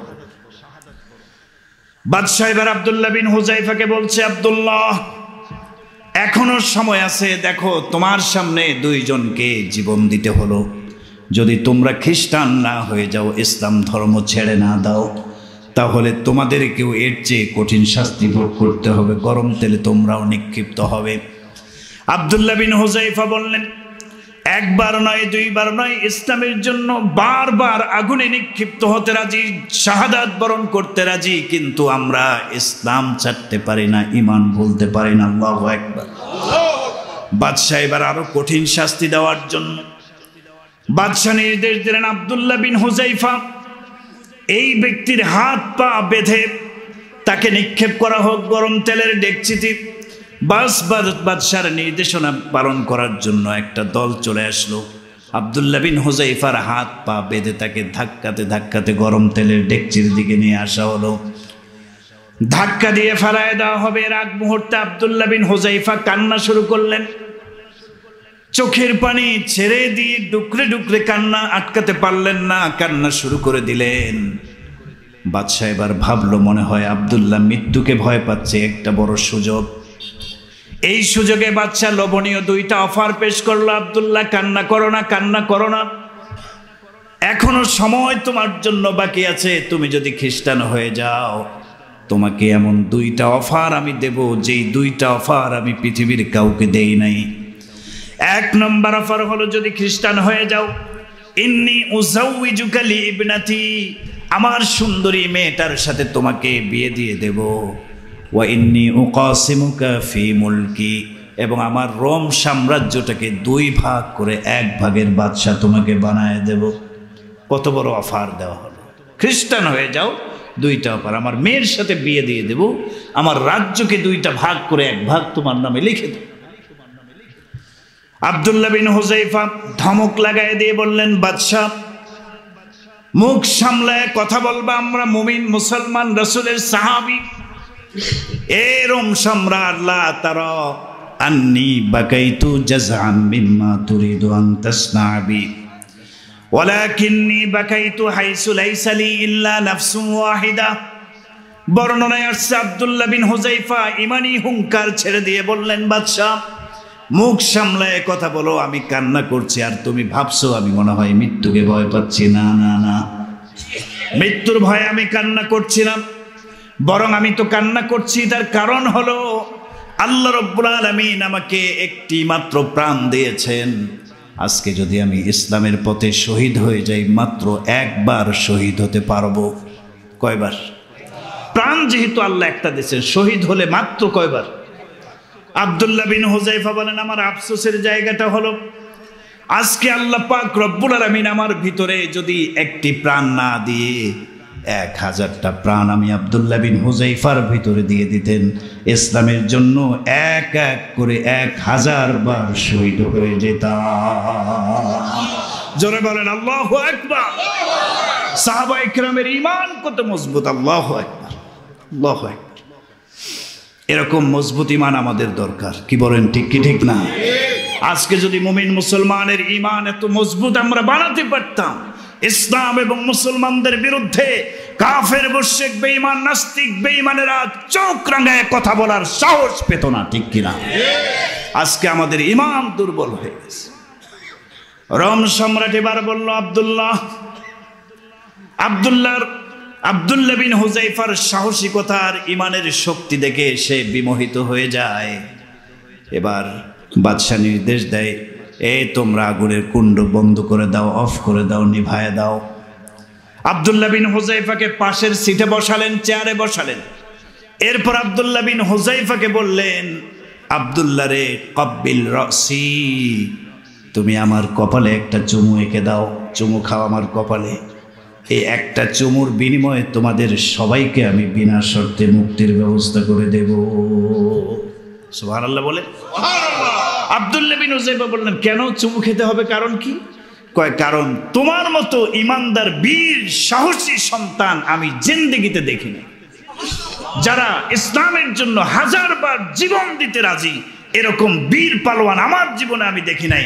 আমি চাই এরকম একজন বীর সিংহ পুরুষ আমার কপালে একটা চুমু খাবে, আর সারা জীবন যতদিন বেঁচে থাকবো আমি গর্ববোধ মনে করি। আব্দুল্লাহ বিন হুযায়ফা বললেন, হ্যাঁ ঠিক আছে, সাথীদের মুক্তির জন্য এতটুকু অনিচ্ছা সত্ত্বেও করতে পারি। একটা চুমু খেলেন, এর বিনিময়ে সবাইকে নিঃশর্তভাবে মুক্তির ব্যবস্থা করে দিয়ে মদিনাতুল মুনাওয়ারা পর্যন্ত পৌঁছায় দিলেন। সুবহানাল্লাহ। আব্দুল্লাহ বিন হুযায়ফা যখন চলে আসলেন, হযরত ওমর রাদিয়াল্লাহু তাআলা অভ্যর্থনা জানানোর জন্য বাইরে বের হয়ে আসলেন। হযরত ওমর রাদিয়াল্লাহু তাআলা আনহুর কাছে সব খুলে বলা হলো। হযরত ওমর রাদিয়াল্লাহু তাআলা আনহু আব্দুল্লাহ বিন হুযায়ফাকে জড়ায়ে ধরে তার কপালে একটা চুমু খেলেন। সুবহানাল্লাহ। সাহাবায়ে কেরাম ইসলামের জন্য কি ত্যাগ স্বীকার করেছেন, জীবন দিয়েছেন, আগুনে ঝাঁপ দিয়েছেন, 1000 বার প্রয়োজনে শহীদ হতে চেয়েছেন। ও মুমিন মুসলমান, আমাদেরকেও ইসলামের জন্য কষ্ট করতে হবে। এই কথাটাই আল্লাহ বুঝিয়েছেন আমার তেলাওয়াতকৃত আয়াতে। আল্লাহ বলেন, আম হাসিবতুম আন তাদখুলুল জান্নাহ, তোমরা কি ভাবছো সহজেই জান্নাতে প্রবেশ করবা? অথচ ওয়ালাম্মা ইয়াতিকুম মাসালুল লাযিনা খালাউ মিন ক্বাবলিকুম, তোমাদের পূর্ববর্তী নবী সাহাবীদের মতো জুলুম, নির্যাতন, কষ্টের অবস্থাটা এখনো তোমাদের কাছে আসে নাই। তোমরা এখনো ইসলামের জন্য সামান্য কষ্টও স্বীকার করো নাই, আর ভাবছো সহজে জান্নাতে যাব। না না না, আল্লাহর জান্নাতে এক চান্সে যাওয়া এতটা সস্তা জিনিস নয়। এজন্য আপনাকে আমাকে ইসলামের জন্য একটু কষ্ট করতে হবে। কি করতে হবে বলেন? আর জোরে বলেন, কি করতে হবে?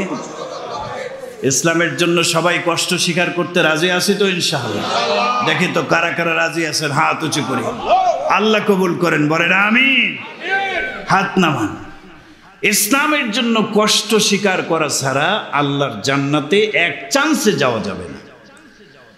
তবে শুকরিয়ার ব্যাপার, আল্লাহ পাকের শুকরিয়া আদায় করে আপনি শেষ করতে পারবেন না। সাহাবায়ে কেরামদের থেকে আল্লাহ যেই ইমানি পরীক্ষা নিছেন, আমাদের থেকে অত কষ্টের পরীক্ষা আল্লাহ নেবেন না, জানো না আল্লাহ তাআলা। সুবহানাল্লাহ বলবেন না? সাহাবায়ে কেরাম ঈমান আনতে গিয়ে, ঈমান আনার কারণে তারা আগুনে পুড়েছেন, ফাঁসির কাস্টে ঝুলেছেন। বুখারী শরীফ খোলেন, হযরত খুবাইব রাদিয়াল্লাহু তাআলা আনহু ওনাকে ফাঁসির কাস্টে শুলির মঞ্চে ঝুলিয়ে দুনিয়ার থেকে বিদায় করে দেওয়া হয়েছিল ঈমান আনার কারণে।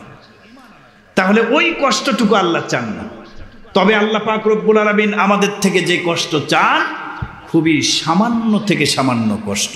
নবীগণ যে কষ্ট করে গেছেন, সাহাবীগণ যে কষ্ট করে গেছেন, তার 1000 ভাগের 1 ভাগও আমাদের থেকে আল্লাহ কষ্ট চান না, তার চেয়েও কম কষ্ট আল্লাহ চান। সুবহানাল্লাহ বলবেন? কি পরিমাণ কষ্ট চান আমার ভাইয়েরা! আল্লাহ পাক রব্বুল আলামিন 5 ওয়াক্ত নামাজ এই উম্মতের উপরে ফরজ করে দিয়েছেন। আলহামদুলিল্লাহ বলেন। এই 5 ওয়াক্ত নামাজ পড়া, বিশেষ করে এই শীতের রাতে ফজরের নামাজ ঠান্ডা পানি দিয়ে উযু করে মসজিদে এসে জামাতের সাথে পড়াটা একটু কষ্ট, ঠিক কি ঠিক না? এই কষ্টটুকু আল্লাহ পাক চান, বেশি কষ্ট।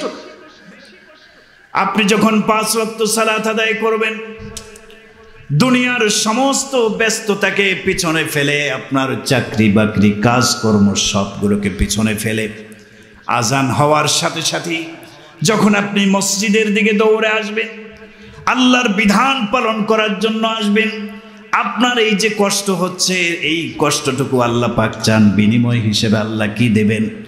আল্লাহর নবী মুহাম্মদ রাসূলুল্লাহ সাল্লাল্লাহু আলাইহি সাল্লাম সাহাবায়ে কেরামদেরকে একদিন বললেন, সাহাবীরা, আলা উখবিরুকুম, আমি কি তোমাদেরকে খবর দেব, সংবাদ দেব এমন একটা আমলের, মা ইয়ামহুল্লাহু বিহিল খাতায়া ওয়া ইয়ারফাউ বিহিদ দারাজাত, যেই আমলটা করতে কষ্ট তো একটু হবেই, বাকি এর বিনিময়ে আল্লাহ তাআলা জীবনের গুনাহগুলো মাফ করে দিবেন। এই কষ্টের বিনিময়ে ইয়ারফাউ বিহিদ দারাজাত, জান্নাতের মধ্যে মাকাম মর্যাদাকে আল্লাহ তাআলা বুলন্দ করে দিবেন। এরকম আমলের কথা বলবো। সাহাবায়ে কেরাম বললেন, বালা ইয়া রাসূলুল্লাহ, হ্যাঁ ওগো আল্লাহর নবী, এরকম আমলই তো আমরা চাই, যে আমল করলে গুনাহ মাফ হবে এবং জান্নাতে মর্যাদা বৃদ্ধি হয়ে যাবে। আল্লাহর নবী বললেন, বেশি বড় আমল না, কষ্টেরও আমল না, সামান্য পরিমাণ কষ্ট হবে আমল করতে। 1 নম্বর আমল হলো ইসবাগুল ওযুই আলাল মাকারিহি। মুসলিম শরীফের বর্ণনা, 1 নম্বর আমল রাসূল বললেন কষ্টকালীন সময়ে ভালোভাবে ওযু গোসল করা। 1 নম্বর আমল কি বলেন? কষ্টকালীন সময়ে। কষ্ট কখন হয়? শীতকালে বেশি কষ্ট। কষ্টের সময়ে ভালোভাবে পবিত্রতা হাসিল করা, এটা একটা আমল। মুমিন মুসলমান তার জীবনটাই তো পবিত্র একটা জীবন, কি বলেন? ঠিক কি ঠিক না? একজন যুবক নামাজ পড়ে আর একজন যুবক নামাজের ধার ধারে না। 2 যুবকের জীবনের মধ্যে ব্যবধান কি? এক যুবকের জীবন হলো পবিত্র জীবন, আর এক যুবক যেটা নামাজ পড়ে না ওর জীবনটা হলো নাপাক জীবন। কি বলেন? ঠিক না ভাই? অনেক যুবককে আমি বলি, যুবক আসো নামাজের আজান হয়ে গেছে, চলো মসজিদে যাই। যুবক জবাব দেয়, হুজুর শরীরটা বেশি ভালো না। শরীরটা কি না? আরে ভাই বলে কি না বলেন না, শরীর ভালো না হুজুর, যান শরীর ভালো না। আর একটু ধরছে যে ভাই কেন শরীর ভালো না, কারণটা কি বলো? কয় হুজুর প্যান্ট খারাপ হয়ে গেছে। প্যান্ট ভালো নাই মানে প্যান্ট কি ছিঁড়ে গেছে? কয় না হুজুর। বোঝেন না প্যান্ট খারাপ মানে? বোঝেন না? আরে ভাই আপনারা বোঝেন নাই, প্যান্ট খারাপ মানে ও প্রসাব করছে কিন্তু পানি নেয় নাই, ওর সিটা ফোটা লাগে গেছে। ঠিক কি ঠিক না? কিন্তু যেই যুবকটা নামাজ পড়ে ও জানে দাঁড়ায়া প্রসাব করা যাবে না, প্রসাব করার পরে কুলুখ ব্যবহার করতে হবে, অন্যথায় ছিটা ফোটা লেগে পোশাক নাপাক হয়ে যাবে, আমার নামাজ হবে না। এজন্য সে সাবধানতার সাথে পবিত্রতা অর্জন করে জীবনকে পবিত্র বানায়। ঠিক কি ঠিক? এ মুমিন মুসলমান, আল্লাহ রাসূল বললেন পবিত্রতা হাসিল করা 1 নম্বর আমল ইসবাগুল ওযুই আলাল মাকারি, কষ্টের সময় ভালোভাবে ওযু গোসল করা। 2 নম্বর আমল হলো ওয়া কাসরাতুল খুতা ইলাল মাসাজিদ, মসজিদের দিকে বেশি বেশি কদম ফেলায়া মসজিদের দিকে যাওয়া। যখনই আজান হবে মুসলমান ঘরের ভিতরে থাকতে পারে না, মসজিদে হাজির হয়ে যাবে। কাসরাতুল খুতা ইলাল মাসাজিদ, মসজিদের দিকে কদমের পরিমাণ বেশি হয়ে যাওয়া। আপনি হাটে যান, বাজারে যান, জমিনের দিকে যান, কদম ফেলে ফেলে অনেক দিকে যান, আপনার কদমের পরিমাণ যেন মসজিদের দিকে আসা যাওয়া করতে কদমের পরিমাণ যেন বেশি হয়। এটা একটা আমল। ঘরে নামাজ নয়, পুরুষদের নামাজ কোথায় হবে? মসজিদে হবে। মসজিদের দিকে আসা যাওয়া বেশি বেশি কদম ফেলানো, এটা একটা আমল। এরপরে আল্লাহর নবী বলেন 3 নম্বরের আরেকটা আমল, 1 ওয়াক্ত নামাজ শেষ হয়ে গেলে ইন্তেজারুস সালাতি বাদাস সালাত, 1 নামাজ আদায় করার পরে আরেক নামাজের অপেক্ষায় থাকা একটা আমল। সুবহানাল্লাহ নাই? 1 নামাজ আদায় করলে, জোহরের নামাজ পড়ে গেছে, আসরের নামাজের অপেক্ষায় থাকা, কখন আজান দেবে মুমিন মুসলমান আজানের অপেক্ষায় থাকে। ঠিক কি ঠিক না? আর যারা মুনাফিক টাইপের মুসলমান, আজান হয়ে যায় শুনেও না শোনার ভান করে মসজিদের থেকে দূরে দূরে থাকে। ঠিক কি ঠিক না? তাহলে আমল রাসূল দিলেন কয়টা আমল? 3টা আমল। কষ্টের সময় ভালোভাবে ওযু করা, এরপরে মসজিদের দিকে বেশি আসা যাওয়া করা, আর একটা হলো 1 নামাজ আদায় করার পরে আরেক নামাজের অপেক্ষায় থাকা। এই যে 5 ওয়াক্ত নামাজের প্রতি যত্নবান হওয়া, একটু কষ্ট হবে। আল্লাহ রাসূল বলেন এই কষ্টের ওসিলায় ইয়ামহুল্লাহু বিহিল খাতায়া, আল্লাহ এই ব্যক্তির জীবনের গুনাহগুলোকে মাফ করে দিবেন। হ্যাঁ, ওয়া ইয়ারফাউ বিহিদ দারাজা, এবং জান্নাতে আল্লাহ পাক এই ব্যক্তির মাকামকে এই সালাতের প্রতি যত্নবান হওয়ার কারণে মর্যাদাকে আল্লাহ বাড়ায় দেবে। সুবহানাল্লাহ। 5 ওয়াক্ত নামাজ পড়তে রাজি আছেন? আল্লাহর জন্য এই কষ্টটুকু করতে রাজি আছেন কারা কারা? হাত উঁচু করেন। আল্লাহ কবুল করেন, হাত নামান। রাসূল বলেছেন মান হাফাজা আলাইহা কানাত লাহু নূরাও ওয়া বুরহানাও ওয়া নাজাতান ইয়াউমাল কিয়ামah। যারা 5 ওয়াক্ত নামাজের হেফাজত করবে, সময় মতো 5 ওয়াক্ত সালাত আদায় করবে, এই নামাজ তার জন্য নূর হবে, এই নামাজ তার জন্য দলিল হবে, এবং নাজাতান ইয়াউমাল কিয়ামah, কিয়ামতের দিন নাজাতের মুক্তির জন্য দলিল হবে, সার্টিফিকেট হবে নামাজ। সুবহানাল্লাহ। ওয়া মান লাম ইউহাফিজ আলাইহা, আর যে ব্যক্তি নামাজের ধার ধারে নাই, নামাজের হেফাজত করে নাই, এক ওয়াক্ত পড়ছে আর এক ওয়াক্তের খবর নাই, আজান হয়েছে, ঘুমায় ঘুমায় মুসলমান সময় কাটায় আছে না নাই।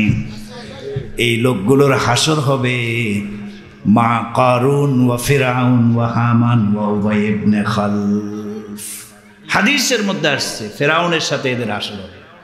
কারণ হামান, সাদ্দাত, জাহান্নামের গ্রেফতারকৃত আসামি এরা আল্লাহর দুশমন, এদের সাথে বেনামাজিদের হাসর হবে।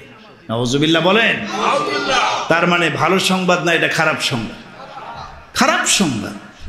আল্লাহ পাক 5 ওয়াক্ত সালাত আমাদেরকে আদায় করার তৌফিক দান করুন। একজন মুমিনের 1 নম্বরের বৈশিষ্ট্য গুণ হলো এই মুমিন 5 ওয়াক্ত নামাজ পড়বে। কোরআনে কারিমে একটা সূরা আছে, সূরাটার নাম সূরা আল মুমিনুন। সূরাটার নাম কি বলেন? এখানে আল্লাহ পাক রব্বুল আলামিন অনেকগুলো প্রকৃত সফলকাম জান্নাতি মুমিনের গুণাবলী কথা উল্লেখ করেছেন। প্রথমেই আল্লাহ যেই গুণটা নিয়ে আসছেন, সফলকাম মুমিন হচ্ছে তারা, ক্বাদ আফলাহাল মুমিনুন আল্লাযীনা হুম ফি সালাতিহিম খাশিউন, যারা সালাতের মধ্যে বিনয় অবলম্বন করে, বিনয়ের সাথে খুশু খুজুর সাথে সালাত আদায় করে, এরা 1 নম্বরের কোয়ালিটি সম্পন্ন জান্নাতি মুমিন। সুবহানাল্লাহ। আমরা নিজেরা নামাজ পড়ব, আমাদের যুবক যুবতী সন্তান যারা ঘরে আছে তাদেরকেও নামাজের তাকিদ দেব, মা ও বোনদেরকে নামাজের তাকিদ দেব। রাজি আছে ইনশাআল্লাহ? ইসলামের জন্য, আল্লাহর জন্য এই কষ্টটুকু করতে হবে। আর কি কষ্ট? আরো কিছু কিছু কষ্ট আল্লাহ চান। আপনাকে আল্লাহকে ভয় করে দুনিয়াতে হারাম থেকে দূরে দূরে থাকতে হবে। ওই যে বললাম, সুদ ঘুষের দিকে যাওয়া যাবে না। জীবিকা নির্বাহ করতে হবে, কষ্ট করে হলেও হালাল পথে বৈধ পন্থায় উপার্জন করতে হবে, নিজে খেতে হবে, পরিবারকে খাওয়াতে হবে, হালাল বৈধ পন্থায়। অবৈধ কোনো পন্থায় 1 টাকাও ইনকাম করা যাবে না। কষ্ট হবে একটু, অবশ্যই কষ্ট আছে। হালাল পথে চলতে গেলে একটু কষ্ট করতে হয়, আর হারামের পথে চললে আরাম, মজা লাগে, আরাম সাময়িক মজা, কিন্তু যেই আনন্দের পরে দুঃখ আছে ওই আনন্দকে আনন্দ বলা হয় না। ঠিক কি ঠিক না? একটু কষ্ট করতে হবে। রাসূল করিম সাল্লাল্লাহু আলাইহি সাল্লাম বলেছেন, মান আকালাল হালাল 40 ইয়াওমান, 40 দিন পর্যন্ত যেই ব্যক্তি তার ভিতরে সম্পূর্ণরূপে হালাল খাবার ঢুকাবে। কি খাবার? হালাল। কয়দিন? 40 দিন পর্যন্ত। এটার একটা বরকত শুরু হবে, নাওয়ারাল্লাহু বিহা কলবাহু। এই হালাল খাবারের বরকতে আল্লাহ তার কলবটাকে নূর দ্বারা ভরপুর করে দেবে। সুবহানাল্লাহ। কলবে একটা নূর চলে আসবে, আলো চলে আসবে। ওয়া আজরা ইয়ানাবিআল হিকমাতি ফি কলবিহি আলা লিসানিহি।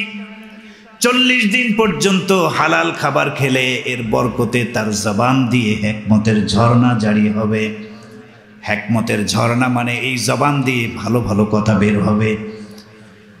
যারা হালাল খাবার খায়, হালাল খাবারের বরকতে জবান দিয়ে আল্লাহর জিকির জারি হয়, কোরআন তেলাওয়াত বের হয়, সত্য কথা বের হয়, কারণ ভিতরে ঢুকেছে ভালো। এই জন্য মুখ দিয়েও বের হবে কি? ভালো। তো সবচেয়ে ভালো কথা হলো মৃত্যুর আগে এই হালাল খাবারের বরকতে দুনিয়ার সবচেয়ে ভালো কথাটা তার পবিত্র জবান দিয়ে বের হবে। দুনিয়ার সবচেয়ে উত্তম কালিমা কোনটা বলেন তো?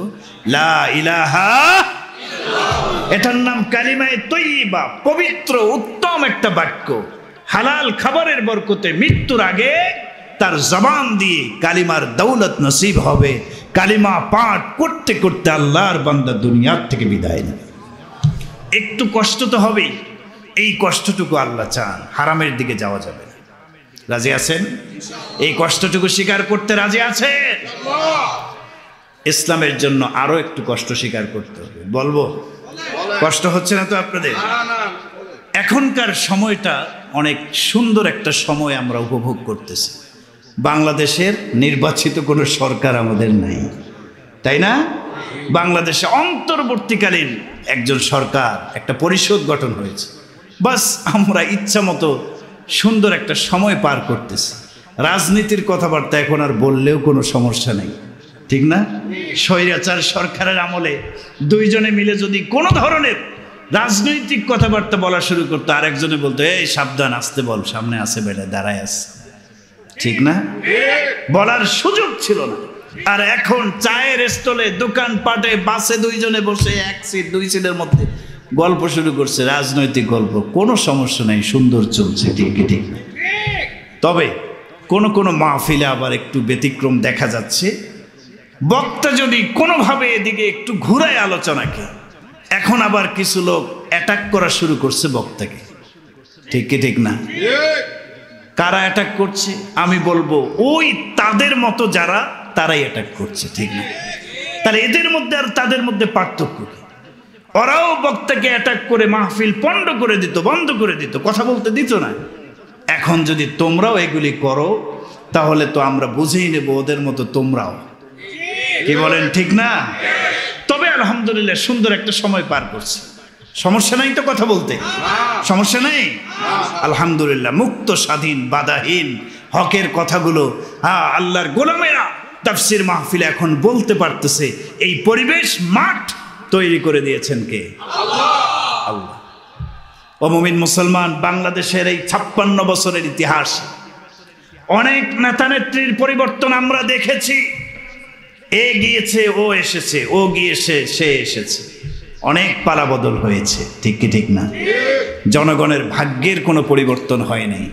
যারা নেতা হয়েছে তারা কলা গাছের মতো ফুলে গেছে, কোটি কোটি টাকা অর্থ পাচার করেছে, গাড়ি বাড়ি করেছে। জনগণ আগের মতোই আছে। ঠিক কি ঠিক না? পরিবর্তন হবে না, জনগণের ভাগ্যের পরিবর্তন হবে না। আজকে আমি এই মুন্সিগঞ্জ এলাকায় পরিষ্কার করে বলে দিতে চাই, যতদিন পর্যন্ত রাষ্ট্রীয়ভাবে ইসলাম এদেশে প্রতিষ্ঠিত হবে না, ততদিন পর্যন্ত এদেশের মানুষ তাদের ন্যায্য অধিকার ফিরে পাবে না। ঠিক কিনা? আমার কথার সাথে কি একমত আপনারা? একমত? কেন?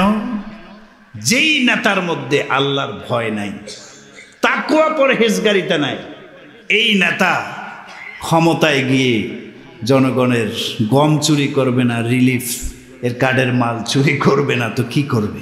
ওর মধ্যে তো আল্লাহর ভয় নেই, সে নামাজই পড়ে না। নামাজ পড়াটা গুনাহ। গুনাহ না? গুনাহ কি না? নামাজ পড়াটা গুনাহ নাকি না পড়াটা গুনাহ? নামাজ না পড়াটা গুনাহ।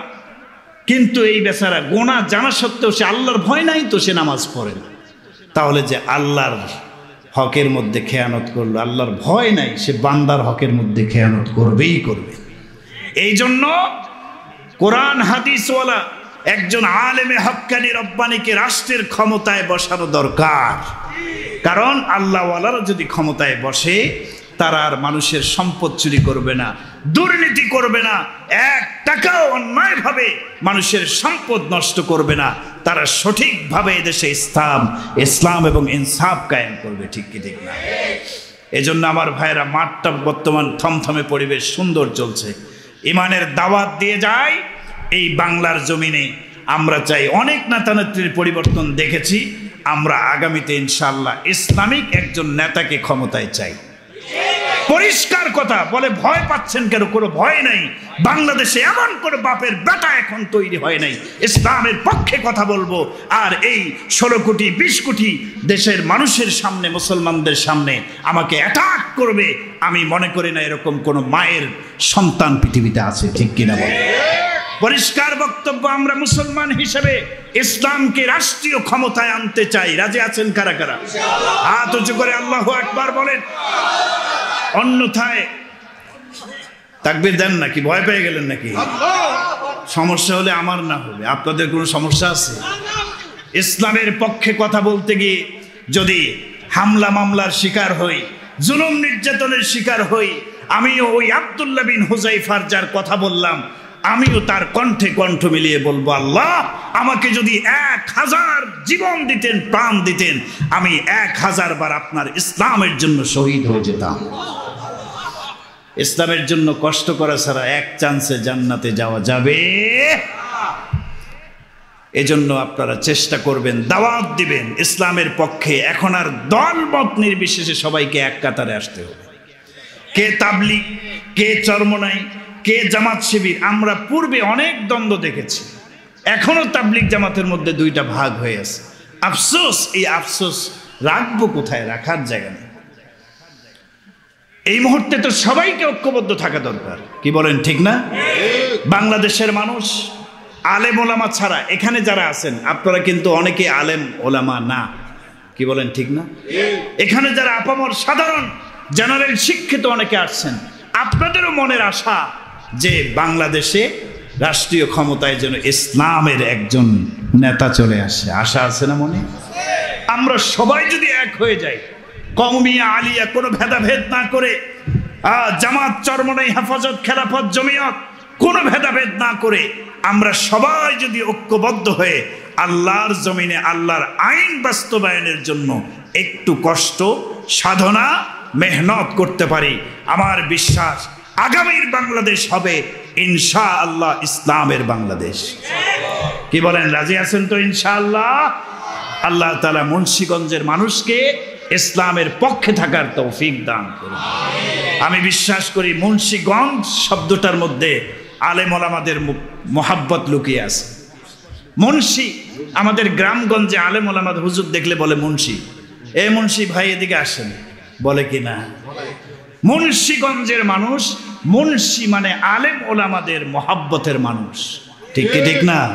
অতএব এই মুন্সিগঞ্জের জমিনে ইসলামের বিরুদ্ধে কেউ যদি কোনো ষড়যন্ত্র করে, এই এলাকায় মাদ্রাসা মসজিদ ইসলামের কোনো বিষয়কে নিয়ে, কোরআনের কোনো আয়াতকে নিয়ে, কোনো বিধানকে নিয়ে কেউ যদি কটূক্তি করে, তার বিরুদ্ধে রাজপথে নামতে কারা কারা রাজি আছেন? হাত উঁচু করেন। রাজি আছেন ইনশাআল্লাহ?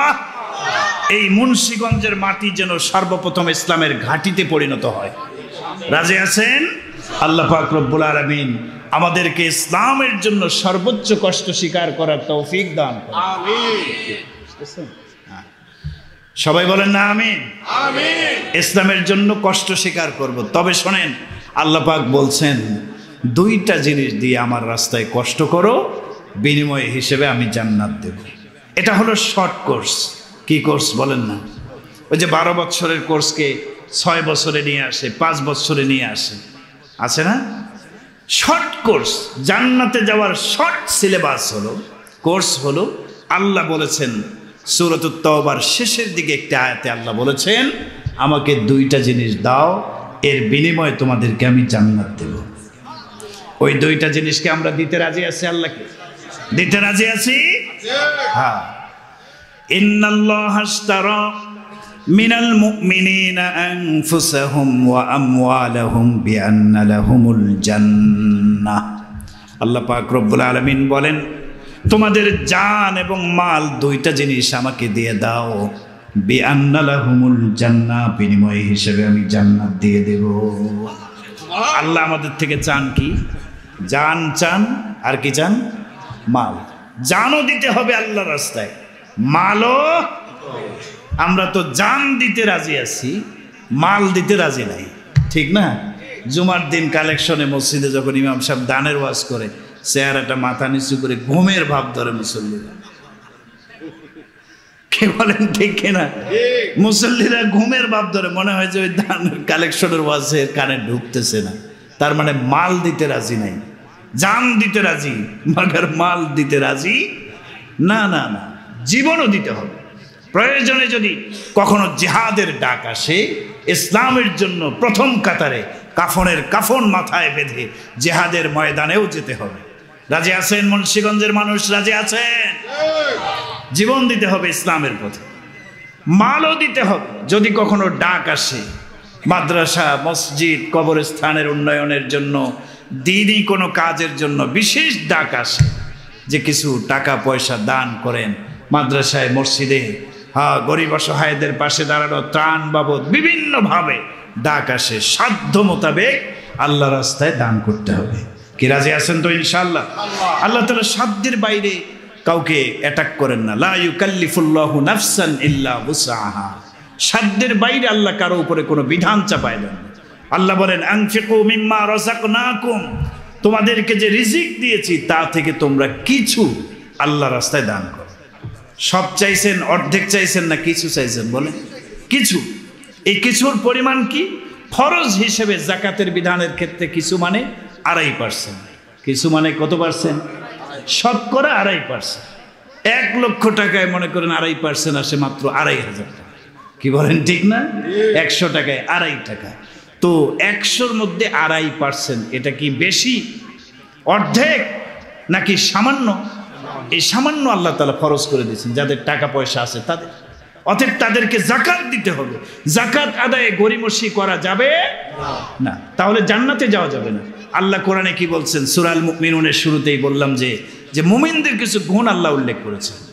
সেখানে একটা গুণ বলেন, প্রকৃত মুমিন হচ্ছে তারা ওয়াল্লাযীনা হুম লিয-যাকাতি ফাইলুন, যারা যাকাত আদায়ে সক্রিয়, তারা আল্লাহ পাকের কাছে সফল মুমিন। এবং যাকাত আদায়ে যারা সক্রিয় তারা উলাইকা হুমুল ওয়ারিসুন আল্লাযীনা ইয়ারিসুনাল ফিরদাউস। শুধু জান্নাত নয়, জান্নাতের সর্বোচ্চ স্তর জান্নাতুল ফিরদাউসের মালিক তারা হয়ে যাবে। সুবহানাল্লাহ। অতএব জান দিয়েও আল্লাহ পাকের রাস্তায় কোরবানি করতে হবে, মাল দিয়েও কি করতে হবে? কোরবানি করতে হবে। তো আমরা আল্লাহর রাস্তায় জান এবং মাল, যখন যেটার ডাক আসবে আমরা কোরবান করতে রাজি আছি তো ইনশাআল্লাহ? আল্লাহ পাক ইসলামের জন্য জান মাল কোরবান করে দেওয়ার তৌফিক দান করুন। বলেন আর হুজুরে আসতেছে, আসার আগ পর্যন্ত একটু আগাতে হবে, তাই না? আমি বলছিলাম জান মাল দিতে হবে, জেহাদের কথা এসেছে। অনেকে ভাবতে পারে হুজুর জেহাদ কি আবার হবে? এখনো কি জেহাদের বিধান আছে নাকি? আমাদের দেশে এক শ্রেণীর মানুষ আছে, জেহাদের কথাবার্তা শুনলে ওদের ভয়ে শরীর কম্পন সৃষ্টি হয়, আছে না নাই? জেহাদের কথাবার্তা যারা বলে বেশি, স্বৈরাচার সরকার তাদের একটা উপাধি দিছে, জঙ্গি। কি বলেন, কি উপাধি দিছে? জঙ্গি উপাধি দিছে। ওরা চাইছে জেহাদের বিধানটাকে কলঙ্কিত করার অধ্যায় রচনা করতে চেয়েছে, কিন্তু তারা নিজেরাই ইতিহাসের পাতা থেকে নিশ্চিহ্ন হয়ে গেছে। ও মুমিন মুসলমান, প্রয়োজনে জেহাদের ডাক এখনো আসতে পারে। কিভাবে? আল্লাহ রসুলের একটা হাদিস আপনাদেরকে শোনাই। প্যারা নবী রাসূল আরবি সাল্লাল্লাহু আলাইহি সাল্লামের একটি হাদিস বর্ণনা করছেন হযরত আবু হুরায়রা রাদিয়াল্লাহু তাআলা আনহু। তিনি বলেন, শেষ জামানায় হিন্দুস্তানের সাথে মুসলমানদের একটা যুদ্ধ হবে। কাদের সাথে যুদ্ধ হবে? হিন্দুস্তানের সাথে মুসলমানদের একটা যুদ্ধ হবে। হাদিসের মধ্যে এই যুদ্ধটাকে বলা হয়েছে গাজওয়াতুল হিন্দ। কি বলা হয়েছে বলেন? হিন্দুস্তানের সাথে মুসলিমদের যুদ্ধ। তো রাসূল বলেন, এই যুদ্ধে যারা ইসলামের পক্ষে শরীক থাকবে, যারা শহীদ হবে তারা তো নিশ্চিত জান্নাতি। কেউ যদি শরীকও হয় আল্লাহ পাক তাকে জান্নাতে জায়গা করে দিবেন। সুবহানাল্লাহ। হযরত আবু হুরায়রা বলেন, আমি যদি ওই সময় পর্যন্ত জীবিত থাকি আর আমার জীবদ্দশায় হিন্দুস্তানের সাথে মুসলমানদের ওই যুদ্ধ সংগঠিত হয়, আমি আবু হুরায়রা আমার জান আমার মাল নিয়ে সর্বোচ্চ ত্যাগ কোরবানি আমি পেশ করব, মুসলিমদের পক্ষে জিহাদে অবতীর্ণ হব। সুবহানাল্লাহ বলেন। সেই যুদ্ধটা গাজওয়াতুল হিন্দ, ওলামায়ে কেরাম বলছেন এখনো হয় নাই। এটার যদিও ভিন্ন ব্যাখ্যা আছে। এই যুদ্ধটা বেশিরভাগ ওলামায়ে কেরাম বলছেন এটা হয় নাই, আগামীতে হবে। তো অবস্থা দৃষ্টে বোঝা যায় ইন্ডিয়ার অমুসলিম কাফের বর্বর এরা মসজিদগুলোকে ভাঙা শুরু করে দিয়েছে। মসজিদ ভেঙে ভেঙে মন্দির বানাচ্ছে। ঠিক কি ঠিক না বলেন? বাবরি মসজিদ আমাদের ছিল, আমাদের মসজিদ। এই আল্লাহর ঘর মসজিদকে ভেঙে তছনছ করে দিয়ে সেখানে তারা মন্দির নির্মাণ করেছে। এরপরে খাজা মঈনুদ্দিন চিশতি রহমতুল্লাহ আলাইহির আজমির শরীফটাকেও তারা ভেঙে মন্দির বানানোর ষড়যন্ত্র করতেছে। তাহলে যেভাবে তারা ইসলামের মধ্যে আঘাত দেওয়া শুরু করছে, আমার তো মনে হয় বেশি দিন আর দূরে নয় যেদিন ঘোষণা আসবে হিন্দুস্তানের এই বর্বর কুখ্যাত কাফেরদের বিরুদ্ধে মুসলিম সমাজ জিহাদের জন্য প্রস্তুত হও। ডাক আসতে পারে। এই ডাক আসলে আপনারা কি যেতে রাজি আছেন মুসলমানদের পক্ষে? হিন্দুস্তানের অমুসলিম কুখ্যাত বর্বর কাফের বিরুদ্ধে ইসলামের পক্ষে কারা কারা সেই গজওয়াতুল হিন্দের সাহসী সৈনিক হিসেবে ইসলামের পক্ষে মাঠে অবতীর্ণ হতে রাজি? দুটি হাত উঁচু করে আল্লাহকে দেখায়। আল্লাহ আমাদের সবাইকে কবুল করেন, বলেন আমিন।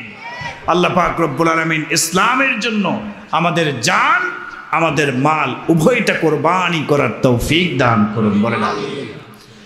এখন এই মাসটা রজব মাস। কি মাস? আরো জোরে বলেন, কি মাস? রজব মাস। অনেক বর্ণনা আছে, তন্মধ্যে একটি বর্ণনা হচ্ছে এ মাসে মেরাজ সংগঠিত হয়েছে। কি সংগঠিত হয়েছে? কবে সংগঠিত হয়েছে? অনেকে বলেন যে 27শে রজব, শবে মেরাজ, কিন্তু প্রসিদ্ধ বর্ণনা এটা না। তবে এ মাসে মেরাজ হয়েছে, প্রসিদ্ধ কয়েকটি বর্ণনার মধ্যে একটি বর্ণনা। যাই হোক, মেরাজ হয়েছিল যে মাসেই হোক, এই ঘটনাকে তো আর মিথ্যা বলা যাবে না। কোন সুযোগ আছে?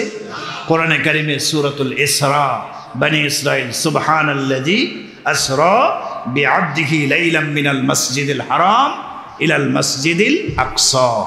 মসজিদে হারাম থেকে আল্লাহ রাসূল সাল্লাল্লাহু আলাইহি ওয়াসাল্লাম সফর শুরু করলেন। রাসূলের দুইটা সফর হয়েছিল, মিনাল মসজিদিল হারাম ইলাল মসজিদিল আকসা। একটা সফর হলো দুনিয়ার সফর, মসজিদে হারাম থেকে মসজিদে আকসা পর্যন্ত, বাইতুল মুকাদ্দাস পর্যন্ত একটা সফর। সেখানে সমস্ত নবীদেরকে সমবেত আল্লাহ পাক করেছেন। এরপরে সেখান থেকে আরশ আজিম পর্যন্ত দ্বিতীয় আর একটা সফর শুরু হয়েছে। সুবহানাল্লাহ। প্রথম সফর যখন শুরু করলেন, মিশরের কাছাকাছি জায়গায় যখন নবীজি সাল্লাল্লাহু আলাইহি সাল্লাম আসলেন বোরাকের উপরে সওয়ারি হয়ে, সাথে আছেন জিবরাইল আমিন। মিশরের কাছাকাছি জায়গায় আসার পরে আল্লাহ রাসূল সাল্লাল্লাহু আলাইহি সাল্লামের নাকে অনেক সুগন্ধিযুক্ত একটা ঘ্রাণ চলে আসছে। সুবহানাল্লাহ বলেন। সুগন্ধিযুক্ত একটা ঘ্রাণ চলে আসছে। তো আল্লাহর নবী সাল্লাল্লাহু আলাইহি ওয়াসাল্লাম জিবরাইল আমিনকে বললেন, জিবরাইল, আমি তো জান্নাতের ঘ্রাণ পাচ্ছি। জিবরাইল আমিন বলেন, ওগো আল্লাহর নবী, জান্নাতের ঘ্রাণ কোথা থেকে পাবেন? এটা তো দুনিয়ার জায়গা, এটা জান্নাতের ঘ্রাণ নয়। এটা কিসের ঘ্রাণ? এটা ওই ফেরাউনের দরবারে একজন ইমানদার দাসী ছিল। এই দাসী ইসলামের জন্য জীবন কুরবান করে দিয়েছিল। ইসলামের জন্য সে এবং তার নারায়ে তাকবীর, নারায়ে তাকবীর। বিশেষ মেহমানের আগমন, বিশেষ মেহমানের আগমন, নারায়ে তাকবীর। প্রধান বক্তার আগমন। মাশাআল্লাহ। শেষ করে দিচ্ছি, হুজুরকে একটু বসার ব্যবস্থা করে দেন ইনশাআল্লাহ।